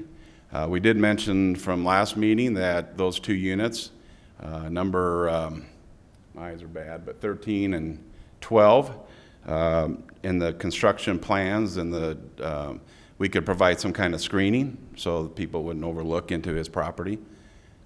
So that was brought up during that plan. As far as the 10-foot, that is a side setback. That really isn't a rear setback. A lot of homes are built in Arvada with 5-foot setbacks on the side. We can talk to KT Engineering about getting that to 10 from 9.1. I'm not sure what that would take to do that, but we're only looking at less than a foot, so we can definitely address that concern. Chris, would you like to talk about survey? Okay.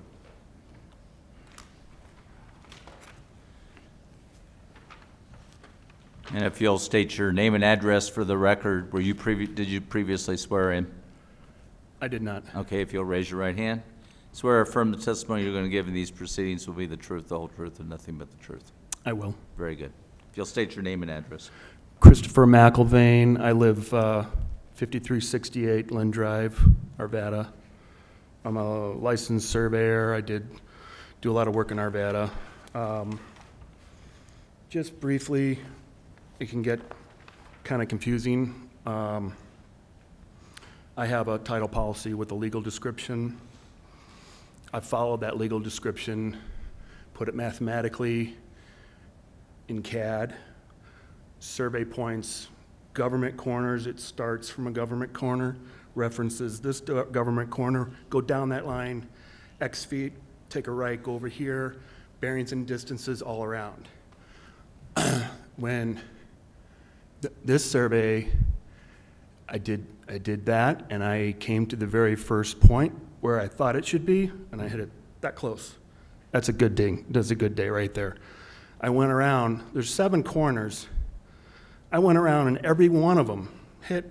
It's always a little bit of half an inch here, there. I hit every single one. It's always good when where I think it should be, the corner matches where that other surveyor thinks it should be. And all those 7 corners are probably a conglomeration of 4 or 5 other surveyors. We're all agreeing. We all agree on the same corner. It's a good day. We also found in two corners, the northwest, on the north line, kind of on the northwest side, I found a second corner. Two times I found a second corner. One is a very old half-inch iron pin. People don't use iron pins anymore. It's been decades. I think that iron pin has been there since maybe even 1930s. I also found a pin, Herbert Lynn, pin and cap about 1.5 feet off. The other corner was about 2 feet off, as I remember.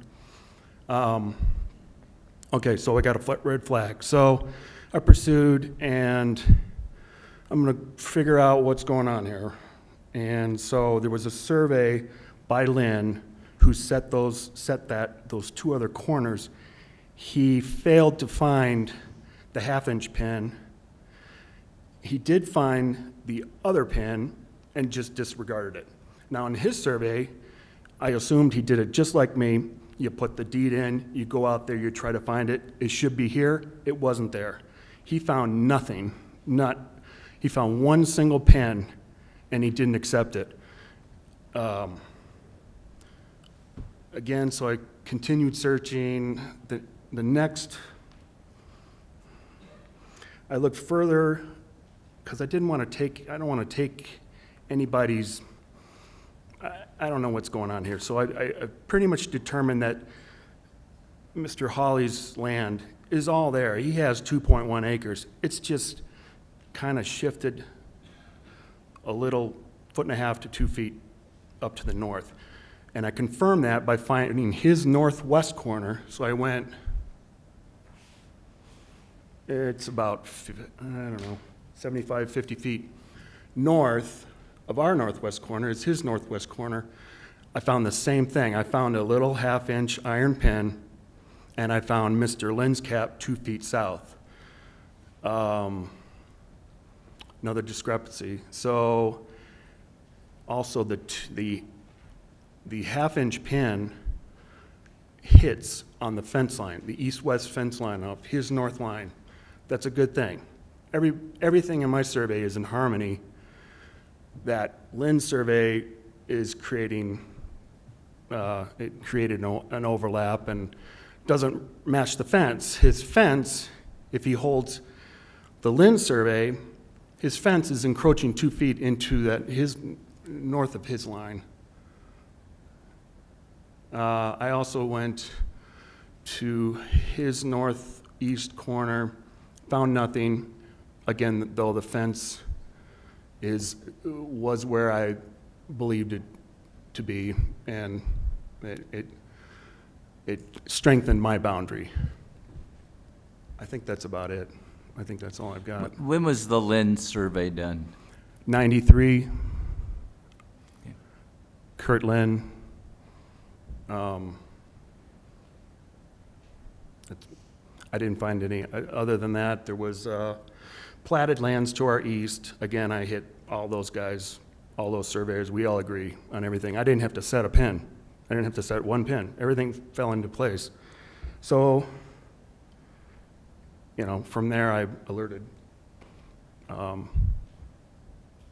Mr. Lindsay and told him about it, and here we are. Okay. Thank you. Anything else from the applicant? Yeah, so just so it's clear, the Lynn survey is the one that Mr. Hawley is talking about, so we just want to make sure that's clear. So we dispute his. We feel ours is right. Like I said, we've tried to get him a hold of Mr. Hawley to have this discussion.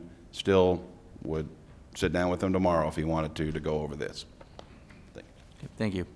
Does that complete your presentation? Okay, I'll close the public comment portion and the rebuttal. Open it up for city council questions and action. Mr. Marriott, you can lead off. Thank you. I have a question for our staff. First off, in a case like this where we have, looks like a couple of surveys that maybe don't agree with each other, or conflicting thoughts about where property lines are, what is the city's role in either proofing that or not at this stage of a development process? In other words, do we need to have that stuff proved to us before we can approve a preliminary development plan, or does that happen, does more work on that happen after this? So, Councilmember Marriott, I'm going to have our real property attorney, Lori Graham, respond and give a description of our process. Okay, thank you. Councilmember Marriott, I'm Lori Graham. I'm the land use attorney here for the city of Arvada. And at this point, we don't have to have that proved up. Our next step will be to receive an ALTA survey before we go into FDP. Right now we're at PDP. We have recognized that there is possibly a conflict. We called it out in our review that the fence and a small structure might be encroaching onto the developer's land, but it's not our job to prove that or not prove that. We just called it out and asked them to move forward with solving those issues. Okay, so there's nothing about this potential dispute, whether it becomes a dispute or not, that would disqualify us from acting upon this at this time? Absolutely correct. Okay, got it. So I'd like to ask Mr. Lindsay, I'd like to ask you a question or two if I can. And the question is that, again, with these somewhat disputed property lines or surveys, if the further investigation or whatever it takes to determine what that actually is were to determine that the property line was another foot or foot and a half further to the south, does that do anything to make it where this project can't be built essentially as you've got it planned? Does it change the world? Not at all. Not at all. So everything still would fit, setbacks still work, driveways work, all the flow around the property Absolutely, works. yes. Okay. Let me ask you another question then. Let's say the survey were to show that the property line is further north and that the existing fence there then is actually on your property and maybe a shed, part of a shed is too. Do you have any way of working with the homeowner, the property owner to the north, on those types of issues to solve those types of issues? Yeah, absolutely. Our intent is not to go in there and start tearing fences down and tearing buildings down just because we feel like it's on our property. They've been there a long time. We can jog a fence or so around that. We plan on doing fencing all along the northern property line and the east property line. And if we need to grant an easement or whatever we need to do legally to keep things the way they are, we'd be open to that. Yeah, and it has no impact on the way that the development will be done. Okay, got it. Okay, so let me ask you then another question when we get to buildings 11, 12, 13, and 14. Will those be same design, shape, floor plan kind of stuff as buildings 1 through 10? Are they all going to kind of look the same? Yes, yeah, they're all duplex units. We have 2 elevations, so we'll just rotate like an A building and a B building on down the line. Okay, and so all of them are proposed to have rooftop decks or rooftop access? Yes. Okay. Now you mentioned the possibility of doing some screening on the ones that are adjacent to the property to the north. What type of, what form might that take? I don't think we've come up with anything yet. I mean, obviously we'd want to do something that's looks nice, and really haven't had to ever do that before, but we certainly will do some investigation into it. Okay. And is it fair to say that the views are not to the north anyway, that your buyers of these properties would be more interested in a view to the west and to the south than they would to the north? Exactly, yeah. I think it'll be benefit to both the new homeowner and to Mr. Moore by having a screen there of some sort. Yeah, they're not going to want to look down to the north. The views are more to the west and to the south. Right. Yeah. Okay. So there shouldn't be any conflicting motives there between giving a view to that property and you're not taking a view away by doing screening or anything like that. Correct. That kind of it's mutually beneficial Correct. arrangement. Okay. That's all the questions I have for now. I may have some more in a minute.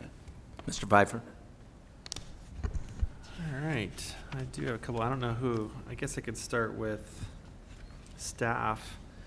I'm trying to put this together because I was having a hard time finding what changed and what was proposed I think I got it down. You said on building 13 it was 9 foot 1 inch. That's what it is now. Back at Planning Commission, it was at 5 feet. They all have 5-foot utility easements running along the side, and that original building was going to be built up to that 5-foot easement to the north. And the building 12 was how much now? I believe building 12 kind of stayed as is. We didn't have a dimension added on the Planning Commission set for that building. And for this set for the council, we added a dimension just to demonstrate that it was exceeding that setback. And this is considered a side setback? That's correct, yes. The vehicles enter in from the alley, and where that is a rear setback. And so the fronts are opposite of that respectfully, and then that from the north is a side setback. And our standard on side is 7.5 feet? The standard is 7.5, that's correct. So that would, so there, So both of those request for variance is not needed on that now? For those two buildings, that's correct. They exceed that. How does the bulk plane play into this? The bulk plane does not play into this because these are duplex units, which are considered single-family residential. Bulk plane only comes in when you've got, an apartment building next to a single-family residential. Yeah. So since they're duplexes, they do not fall into the bulk plane? Correct. Okay, and then, you know what? I might come back and ask if you, well, actually, let me just, one last comment. Maybe it's a question. The building height, it's measured at the top of the 3rd floor, which is 30 feet, and it's not going to be measured with the additional staircase and patio up on top, which adds another 7 foot 8 inches. Correct. It is measured from grade to the roof deck, and stair penthouses, things of that sort are allowed to exceed, they're allowed to exceed the 35-foot height limit, but I don't believe, hang on one second, actually. It says it's exempt from it. Correct, yes. So with the penthouse in mind, it is a little over 37 feet. Use the word penthouse. Why'd you use the word penthouse? Is it a townhouse, or is there a reason? No, I'm sorry. It's for the enclosure that the stairs are in. Okay. To go up. All right, thank you. I might come back, Mayor, but. Very good. Mr. Jones? So,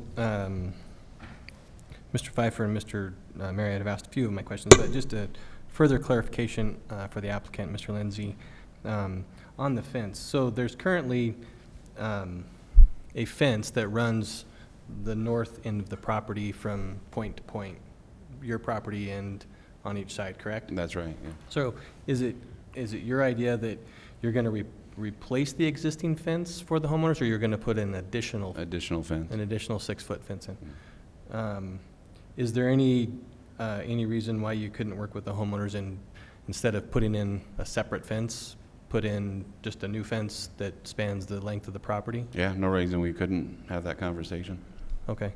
And then going back to the rooftop decks, for those units, specifically 13 and 12 and 13, if I'm going to go in the right order, is there, and again, this changes, sorry, I keep hitting this thing.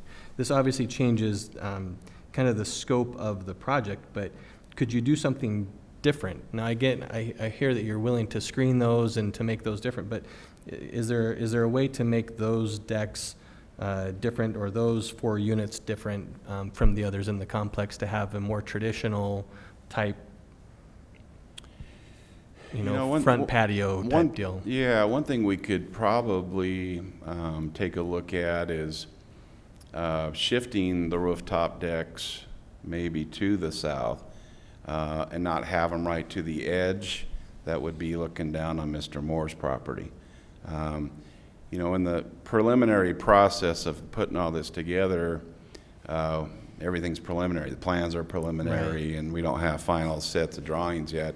But I wouldn't see why we couldn't do that and maybe have a maybe a 10, 12-foot buffer from the edge coming in and then start the rooftop deck. Right. Yeah. Okay. And then with regards to the sidewalk, your comment about the Planning Commission and what they asked you to do as far as carrying the sidewalk, could you just walk me through that again? Yeah, so they wanted to see the sidewalk in front of, so the left side of lot 14, connected to the drive. So that Okay. just came down. Okay. Just a small change, a small request. So, but the sidewalk doesn't necessarily, or does it? Does it carry around the south side of 14 there to the driveway of Unit 14? No, So it's there's just no- right, yeah, that sidewalk, it just really just serves for guests to get to the fronts of lots. So the fronts of lots 13 to 14 are on the left side, so that's the front door. Right. And so those walks, we originally had it, I think, connected to the parking, and they wanted to see it come off the drive. Well, I guess my concern is that coming off the drive, that means people are going to walk into the driveway. Is there street parking? The only parking is the So there's no on-street parking. So I guess it would allow the people who live in units 13 and 14 to then cross the street to go to the backyard of units 5 and 6. Correct. I just wonder if, the safety with regard to that, and if staff has any issue with that sidewalk. No, and that was the little piece of the sidewalk that was requested by the Planning Commission.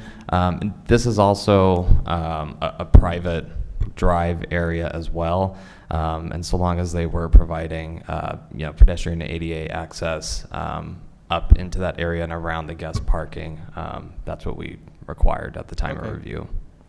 And then, so the sidewalks around the community, it looks like there's a sidewalk that goes to the east of Unit 10 and carries back to the backside of Unit 12. Correct. And that just dead ends back there? Is there? Yeah, I think that was one of the staff's requests early on, is to have a sidewalk that would go out to the city sidewalk. Okay. Yeah, that's correct. And to the common open space that's there on the east as well, we're still working to kind of figure out what that common open space for the residents looks like at this time. But we wanted to make sure to have the pedestrian connection to the street as well as to that green open space area.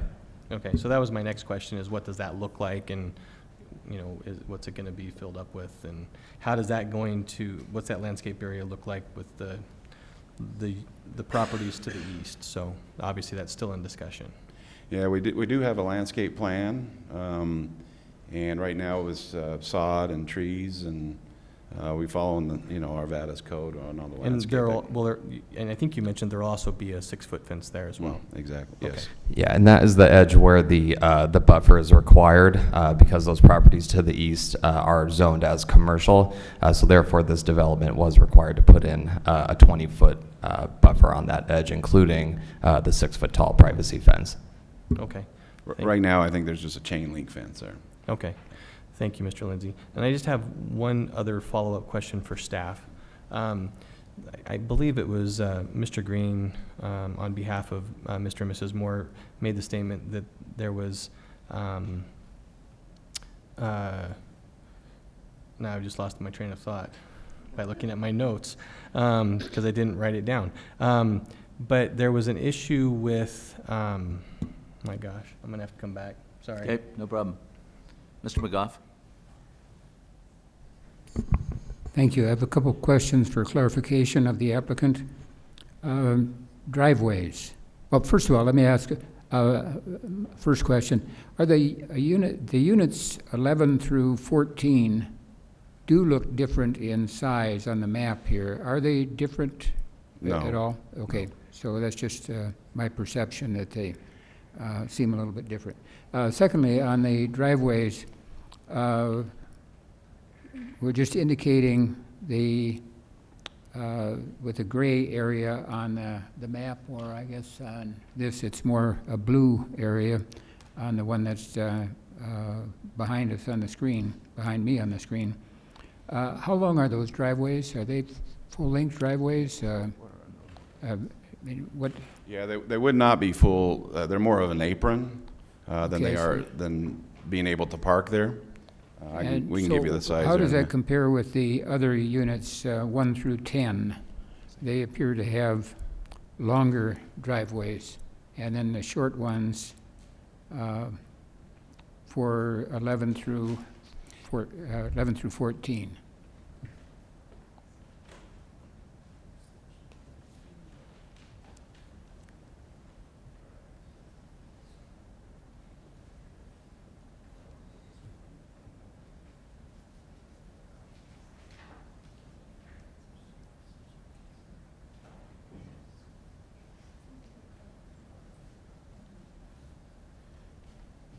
Yeah, this is really small, but I think the ones 1 through 10 are 5 to 6 feet. It does look like possibly that lots 13 and 14 might have a little bit longer. They look like they might be a few feet longer is all. They look shorter on my map, Well, whereas yeah, I'm looking at them. Yeah, 13 and 14, according to our preliminary plat, they're a little bit longer between the houses and the private drive. But still, they're just apron, not a driveway where somebody could park a vehicle. Correct. Okay. Okay, so, let's see.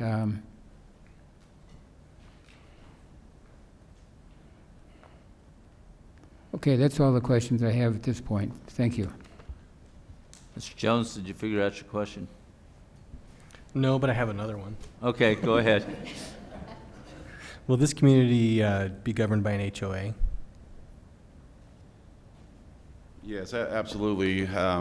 You know, with the all the common area maintenance, fencing, detention pond, yes, we're going to have an HOA there. Okay. Yeah, I think my other question had something to do with the setback, but I think it was already answered previously, so not to rehash that. Thank you. Question for our team. Mr. Moore testified that his property was rezoned B1. Have we taken any zoning action on his property? No, not at all. From every indication that that we have as staff, it's been zoned as RM for a long time, unless he has you know, a business use of the home, a home occupation. But from every indication that we have, it's been zoned RM along with all the other properties to the north there. Ryan, did you have anything else on? I think I have a clarifying statement. Let me get a mic. Yeah, sure. Sorry. Well, let me just. Yeah. So. Well. Let's invest in a few more mics so we don't have to play musical chairs. So I have a map up, and I think the discrepancy is between the comp plan and actually the zoning map. So pulling this up here and looking at the boundary, it does look like the property is zone B1, so I think that is correct. Oh, he's up here. Oh, you know what? See, they're smarter than me. So it's the property to the south. So I was confused by the comp plan. It is zoned RM. That is correct. Okay. I apologize. Okay, so Mr. Moore, your property has not been rezoned. And we can't rezone property without the owner being involved in the process, so it would not have happened. Sure. If you'll come out to the microphone.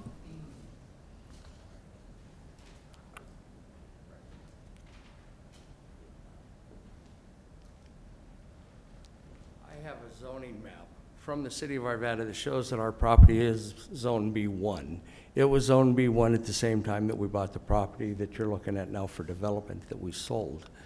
We ran Bill's Rubbish out of there from 1965 till 79. And then a towing company and a trash company at the same time, and electrolysis now. So it's always zone B1. I have the city map. And I had concerns about that after my father passed away. And that's why I have this map. And the city keeps telling me, no, I was rezoned to RM because I didn't use it as a business. And I've never been contacted by anybody at the city telling me that they were going to rezone my property. And, you know, the other thing about the height of the buildings, they're going to give the new people great views. What's going to happen to my views? That's why I built that deck. My folks built that deck, so we could sit there and see those views. You know, and I'll be happy to come to the next meeting and bring you the copy of the map. I didn't bring it with me tonight, but I have. Well, I think it would be useful for you to meet with our team in terms of resolving that issue. Yeah, I would like to do that, because Sure. it just seems kind of funny that this whole thing started, and the head of code enforcement tells me not to do any improvements to my property because the city's going to take my property. Well, I don't know. You know, and if that's the case, it's for sale. Get out your Okay. checkbook. Okay, well, I can tell you council has not had any discussions in terms of condemnation. And I'm so. pretty sure the council's been kept in the dark on a lot of this. You know, I'm sure the council has been. And I don't know what it is with the code enforcement or what's caused them to create this problem, but it's been an ongoing battle for several years. Okay. And, you know, and I don't believe that it is the council that's behind this. I believe it's the city manager, the code enforcement, planning division, because I tried to develop this property. I also tried to develop the 4 acres I own across the street. So you And- previously owned this property? Yes. Okay. Yeah, we used to park garbage trucks in there. That's why the city gave us our zoning, because it was commercially zoned. It was originally a brickyard. From Estes Street, I think, clear to Balsam, Brentwood. All that in there was an old brickyard. Okay. Okay, thank you, sir. Thank you. May I raise one more question? Very brief. Council, we've closed the public comment. I'll let you very briefly, if you'll come down to the microphone, and then I'll give the applicant an opportunity to respond. Thank you. Just very briefly, would it be possible, or could you consider moving 11 and 12 further to the south towards the driveway? It does appear there's a fairly large space there that's not being used. The dotted line, not colored, the tan color. Okay. Applicant, if you'll address that issue. Well, that would probably be a question for Ken at KT Engineering. He designs it. He makes sure everything fits and everything works, and the setbacks work and drainage works. I wouldn't see any problem with it if it would actually work. I don't think I can answer it tonight if it would work. Again, with all the drainage issues, sewer and water and everything else that has to be taken into account, I'm just not sure if it could be. But it's possible, and we can look into it. Okay, thank you. Thank you. Okay, Mr. Pfeiffer. So, well, that being said, I'm a little confused then. Can I have the applicant come back up? You said if the with Mr. Marriott asked the question of if the property line actually moved a foot or two south, you would have, it would not impact your project. And so you're at 9 foot 1 inch. Would it be possible that you moved it to 10 foot so you match a rear setback? Well, that's what I mentioned earlier, that, I'm not exactly sure why it's 9.1 or how, KT Engineering came up with that number. Less than a foot down, I'm not sure what we get into, so I don't see any problems with it. I think some of the encroachment issues that we possibly could have are further to the west. They're not even close to those buildings. You can kind of see some of the gray lines on the north side of our property, and you can see that we got a couple of them that are right on the property line. Okay. So really, those are the ones that we could work around by just jogging a fence or doing some, providing a tract or an easement or something like that. We can certainly, Ken couldn't make it here tonight. He usually is here, but he was out of town. But we can definitely ask him why we couldn't make that go to 10. Less than a foot, I'm not sure that would be an issue. Okay, thank you. Council, Jenny Wolfschlag, Manager of Development Engineering. We've been working closely with Ken Toland, their engineer on this project. They moved 13 and 14 as far south as they could without encroaching on utility easements on the side of lot 14. That's why that's there. And I believe the building on lots 11 and 12 were moved as far south as they possibly could move to because of drainage and driveway access and traffic and fire access on those buildings.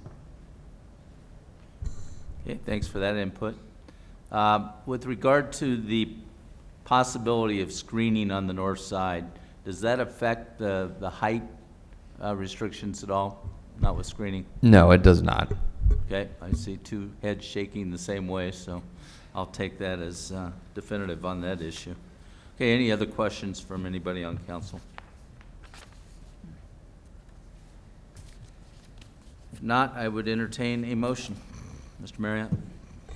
Thank you, Your Honor. Move that Council Bill 19-029, an ordinance rezoning certain land within the City of Arvada, Kimbrough Heights, rezoning from City of Arvada B1, Neighborhood Business District, to PUDR, Planned Unit Development Residential, 10.9 dwelling units per acre, and amending the official zoning maps of the City of Arvada, Colorado, generally located at West 62nd and Carr Street, be approved on final reading, numbered 4700, and ordered published by title only.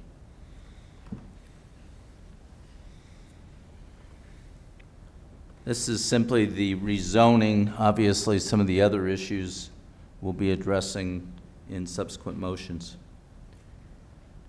All votes are cast. That passes 6-0. Okay. Thank you, Your Honor. I move that Kimbrough Heights Preliminary Development Plan, generally located at West 62nd Avenue and Carr Street, be approved subject to the attached updated conditions of approval. This motion is based on the findings of fact adopted by the Planning Commission. And I'd like to speak to this motion. So when I went and toured this property and have looked at this development, a couple of observations. There is multifamily development to the west of this down along 62nd Avenue. Looks like apartments or fourplexes, something like that. To the north along 62nd Place, each residential along that is a duplex with maybe one or two exceptions, but mostly duplexes around there. It's commercial property to the east of this, and of course the big one to the south of this is railroad tracks, railroad easement, and railroad tracks. And the next houses, of course, are clear across 62nd Avenue, clear across the railroad right away, and then clear across Oberon Road before you get to the next houses to the south. So to me, the multifamily component of this does fit in, and I think the PUD designation here does allow the developer to do something better than they would do if they were sticking with the strict RM development. The other observations I'll make is a couple. One is that the front setback exceptions contained are largely for buildings 1 through 10, which is a setback from 62nd Avenue. And I think that's mitigated by the fact that on the south side of 62nd Avenue is a railroad right-of-way and a very large railroad right-of-way there. And so the lack of, or the smaller front setback isn't impacting any other neighboring properties negatively. The other thing I'll say about this, and this happened on the day that I went out and looked at this property, is one of the things this development gives is a new detached sidewalk along West 62nd Avenue. When I was there, there was about 4 little kids, looked like they were age 8 and younger, coming from the west and going to the east, 2 on their bicycles and 2 walking. And they were out in the middle of 62nd Avenue, and this new detached sidewalk will provide a much better place for them to be. And so for me, I think this development fits in very nicely, and I will be voting yes on this motion. Mr. Pfeiffer? I was struggling to get there, and after the questioning and the discussion, I feel a little bit more comfortable with the criteria being met. I used to own properties at the end of 62nd Avenue a long time ago, and that's why I'm not a property owner anymore. Don't like it at that level. And this area has needed some revitalization, and I appreciate the diversity in the stock. I think you've worked through all of the issues. Would I wish it be a little bit further away from the property? Probably, but I believe you've met the criteria, and therefore I'll be supporting it as well. Mr. Jones? Yeah, I struggled with it coming into tonight. I was concerned about the survey and how the survey would work, but I appreciate the staff's comment on kind of what the next, or actually legal counsel on the next step. So if I understand correctly, I can't ask a question, can I? Can I ask a clarifying question? Yes. So can you just describe again the process for kind of the next step for how we will determine that the survey is correct?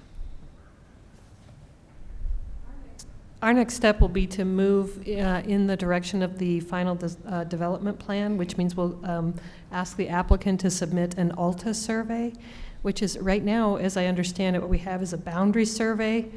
And a boundary survey just shows you the outline. And I know I'm speaking to a lot of real estate professionals up there, but an ALTA survey will show the encroachments and some of the easements and give us a lot more information so that we can understand better whether there is an encroachment or not.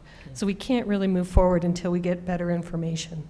All right, so thanks. So with that explanation, that helps me feel better about ensuring the property owner's rights and their property rights along that north boundary.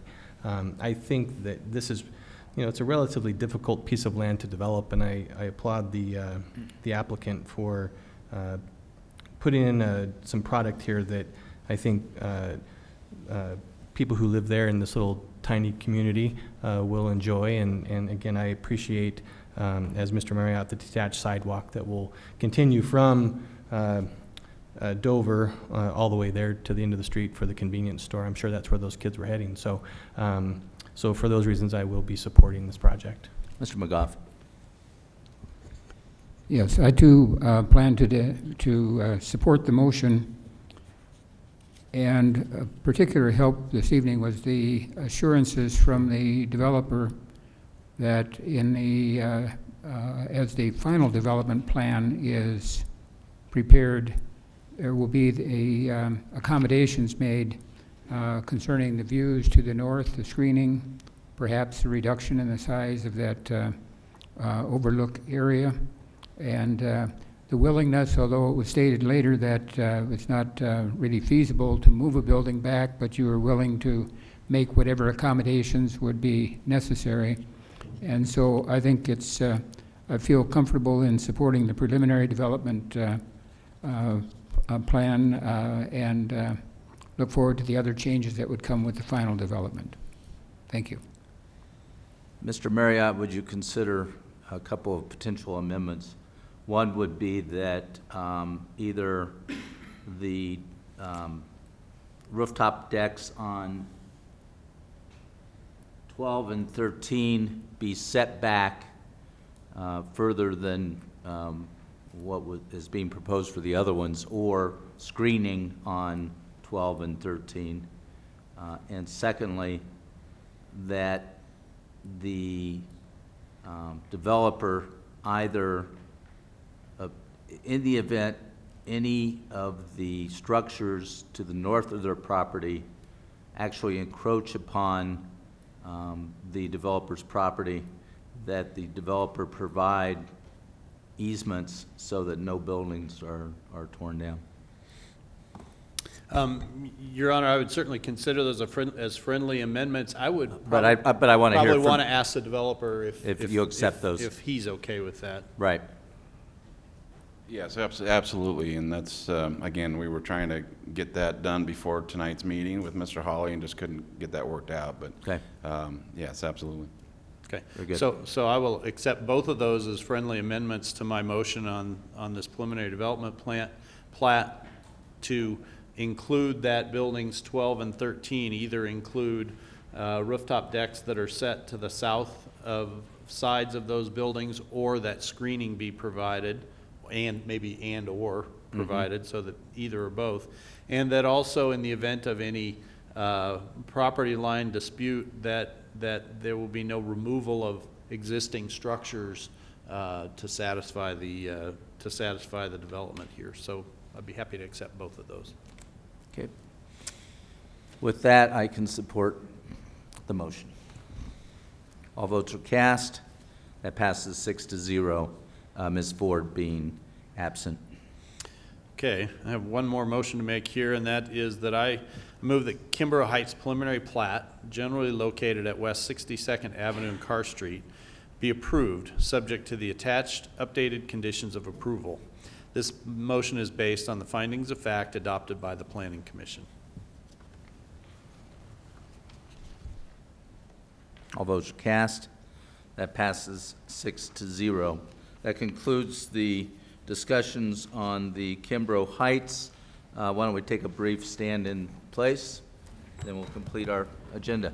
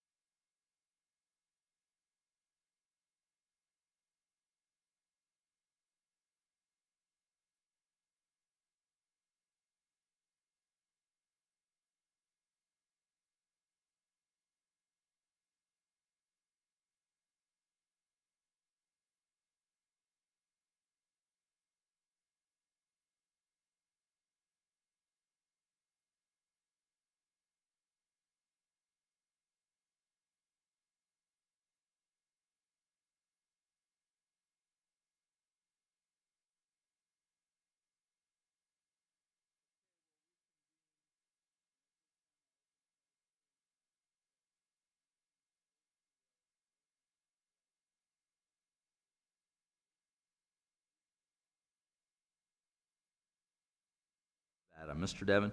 Yes, Mr. Mayor, Council, so what this would do is very similar to the regional SWAT team that we currently operate within Jefferson County in collaboration with the Jefferson County Sheriff's Office. We would be we're proposing to form a bomb squad that would be attached to the regional SWAT team to increase our law enforcement capacity in Jefferson County and within our police department. This would enable selected Arvada Police Department officers to be trained and assigned to the Jefferson County Regional Bomb Squad, much like we have officers that are currently assigned to the regional SWAT team. And we recommend approval of the ordinance so we could proceed with organizing in that manner. Okay, is there any member of the public that would like to address City Council on this matter? Seeing none, I'll close the public comment portion, open up for council questions or action.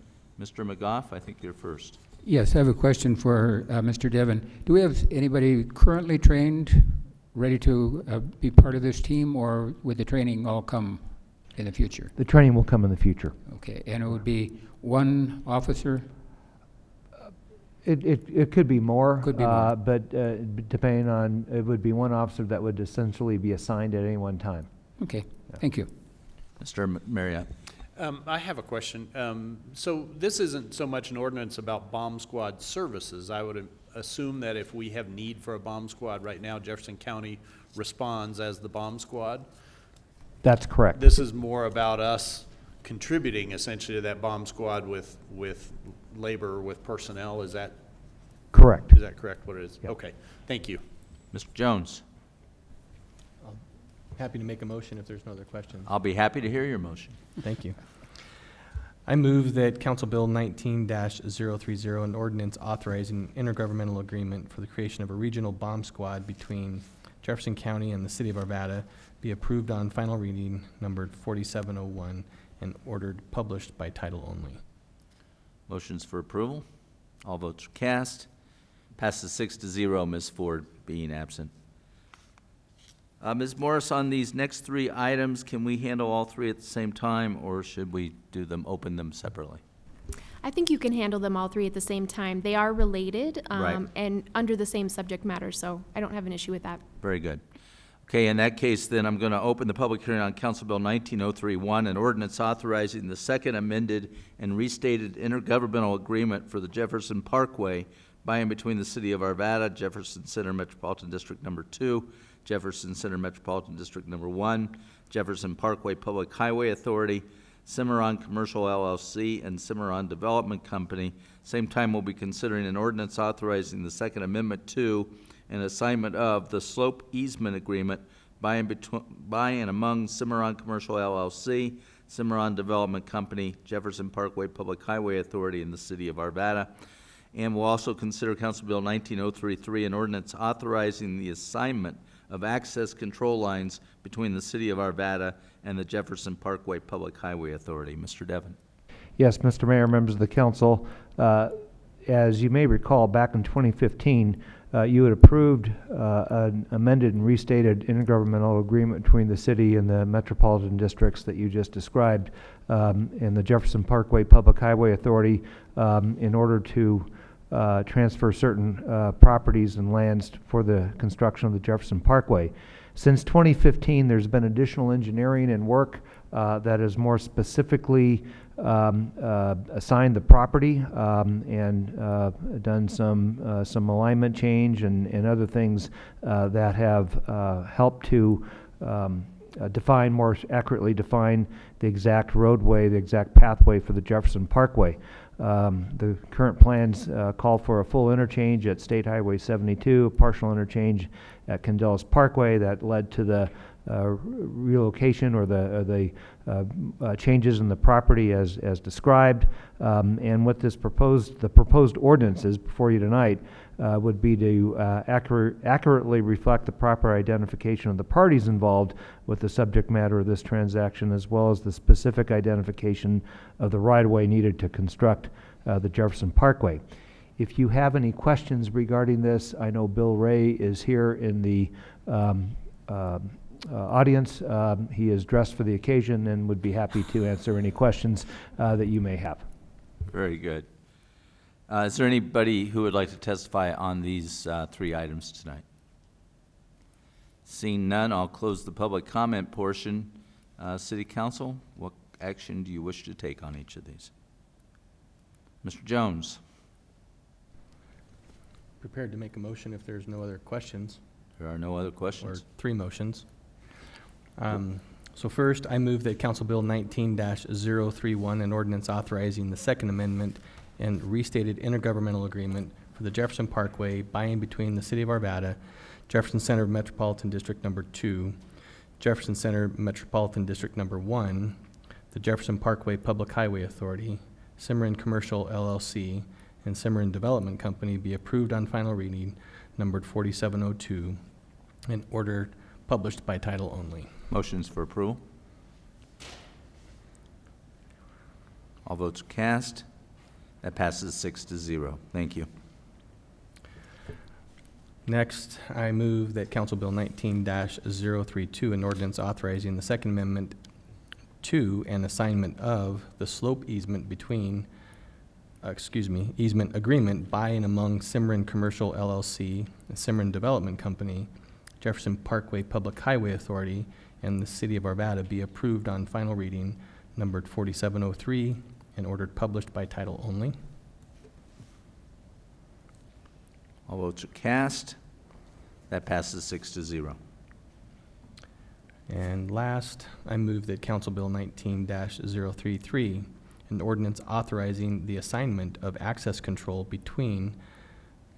lines between the City of Arvada and the Jefferson Parkway Public Highway Authority be approved on final reading, numbered 4704, and ordered published by title only. All votes are cast. That passes 6-0. Thank you. That concludes our public hearings. Now I can open it up for public comment if anyone has public comment at this time. Seeing none, we'll move on to council reports. Mr. Jones? I just have one. I had the opportunity of getting sunburned yesterday at the Arvada Firefighters Car Show, which was a great event. It was so good to see over 150 participants, plus lots of our community members out there walking through the fields at Stenger, enjoying a great day and afternoon. I applaud the Arvada Fire Department and the Friends of Arvada Fire that put this on, and I hope that, they actually thanked us, the city, for working with them through this process, and I hope that we can continue to do that in years to come. Good. Mr. Pfeiffer? Yeah, it was a great event. I kind of just want, not more of a report, but more of a comment than anything. For those that don't know, I'm from a town called El Paso, Texas. And it hit really home for me. 31 people killed this last weekend in 2 cities. And what it means to me is, I grew up working in that mall, and even though it happened across the parking lot, my grandmother was stuck in the middle of the first responders' response to that. And, all I can say is it's just a mad place we live in. And it hurts me to know that when we all grew up, we didn't think about, are we going to live today as we go to a shopping center or to a movie theater or to school? And I don't know what the answer is, but it's got to change. And I think it starts with us in society and culture and not allowing this to happen. I look to, if the culture can't change, then I look at legislation and state and federal to step in. I mean, 22 killed, 24 wounded in my hometown, and then another 9 killed in Ohio, another frequent place I used to work out of. This is just, my comments are, it's heartbreaking. And I fear that our society is becoming too numb to this as well. It doesn't directly impact me, so it's today I'm going to survive, and we just kind of brush it off. I don't think we take this serious, and I can't continue. It's scary to know that some folks are carrying guns just to protect ourselves from other people with guns, and so we're in a bad place. And I hope society changes. I can only fathom what my grandkids and kids are going to grow up around if we don't get this on the right course. Just Thank you for letting me have a stage for a You minute. bet. Thank you for those comments. Mr. McGough? Yes, thank you, Mr. Mayor. I just want to make a comment and kind of commend the Jefferson County library system, public library system, on two recent accomplishments, achievements. The first is at the Stanley Lake Library, the area just to the east of the library, the large grass area, is now has an outdoor exploration area. And my granddaughter loves it. It's a wonderful, wonderful place. They opened it up 2 weeks or so ago, and lots of kids playing it there already. And the part that I really like is it's accessible right from the kids section of the library. So just go outside, and wonderful exploration there. Everything from what do they call it? An insect hotel, to logs and other devices to climb around and to have fun with. Wonderful addition to our city. And in another part of the county, the city of Edgewater now has a library that is deemed, and this is a term of art for the library system, it's a family-friendly library, where it's indoors at this point, but they have lots of toys and lots of things that kids can play with at that library. And they do hope to develop the area to the south to have an outdoor exploration area too. So I think it's a significant addition to the library, the catalog of services that they have, and I commend the public library system. Thank you. A couple of things. First of all, the earlier public comment portion this evening was somewhat disturbing from the perspective that you never want to see someone asked to leave the podium in terms of speaking.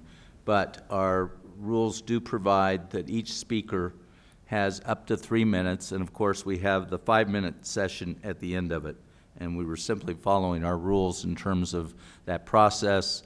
The gentleman was given additional time beyond the 3 minutes, significant beyond the 3 minutes, and it's unfortunate that it turned out the way that it did.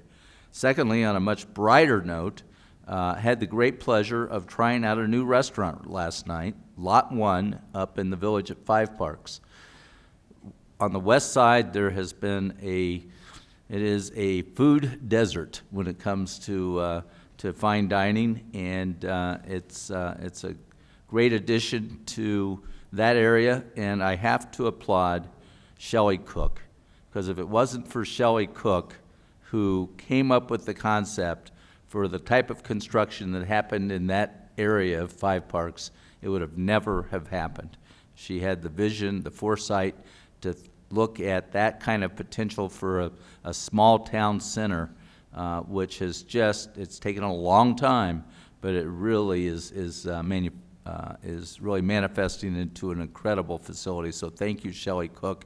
And I think as we look at Candelas and other areas, that we should follow that model in terms of some town centers to be really effective in making sure that everybody feels that they're part of community. So it's been a great success. Mr. Devon? Yes. Oh, wait. Oh, sorry. Ms. Miller has a motion. Thank you, Your Honor. I move to call a special meeting on Thursday, August 15, 2019 at 8 a.m. for the sole purpose of an executive session pursuant to CRS 24-6-402, paren 4, paren F, regarding a personnel matter. City Council will conduct city attorney interviews. So well done, Ms. Miller.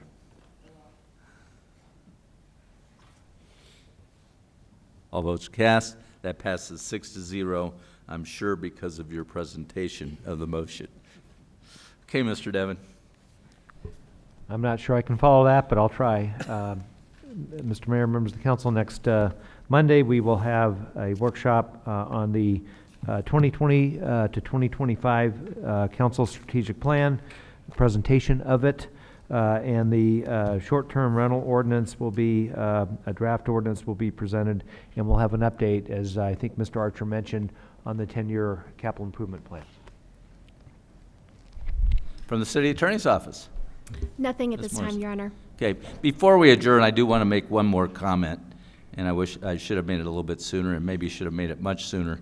There were certainly allegations made tonight that the city manager and/or members of our team are keeping things from city council. We don't know what's going on, and I know personally that that's not true, and that the city manager and our entire team act in concert with direction given by council, and that we are definitely kept briefed on important issues.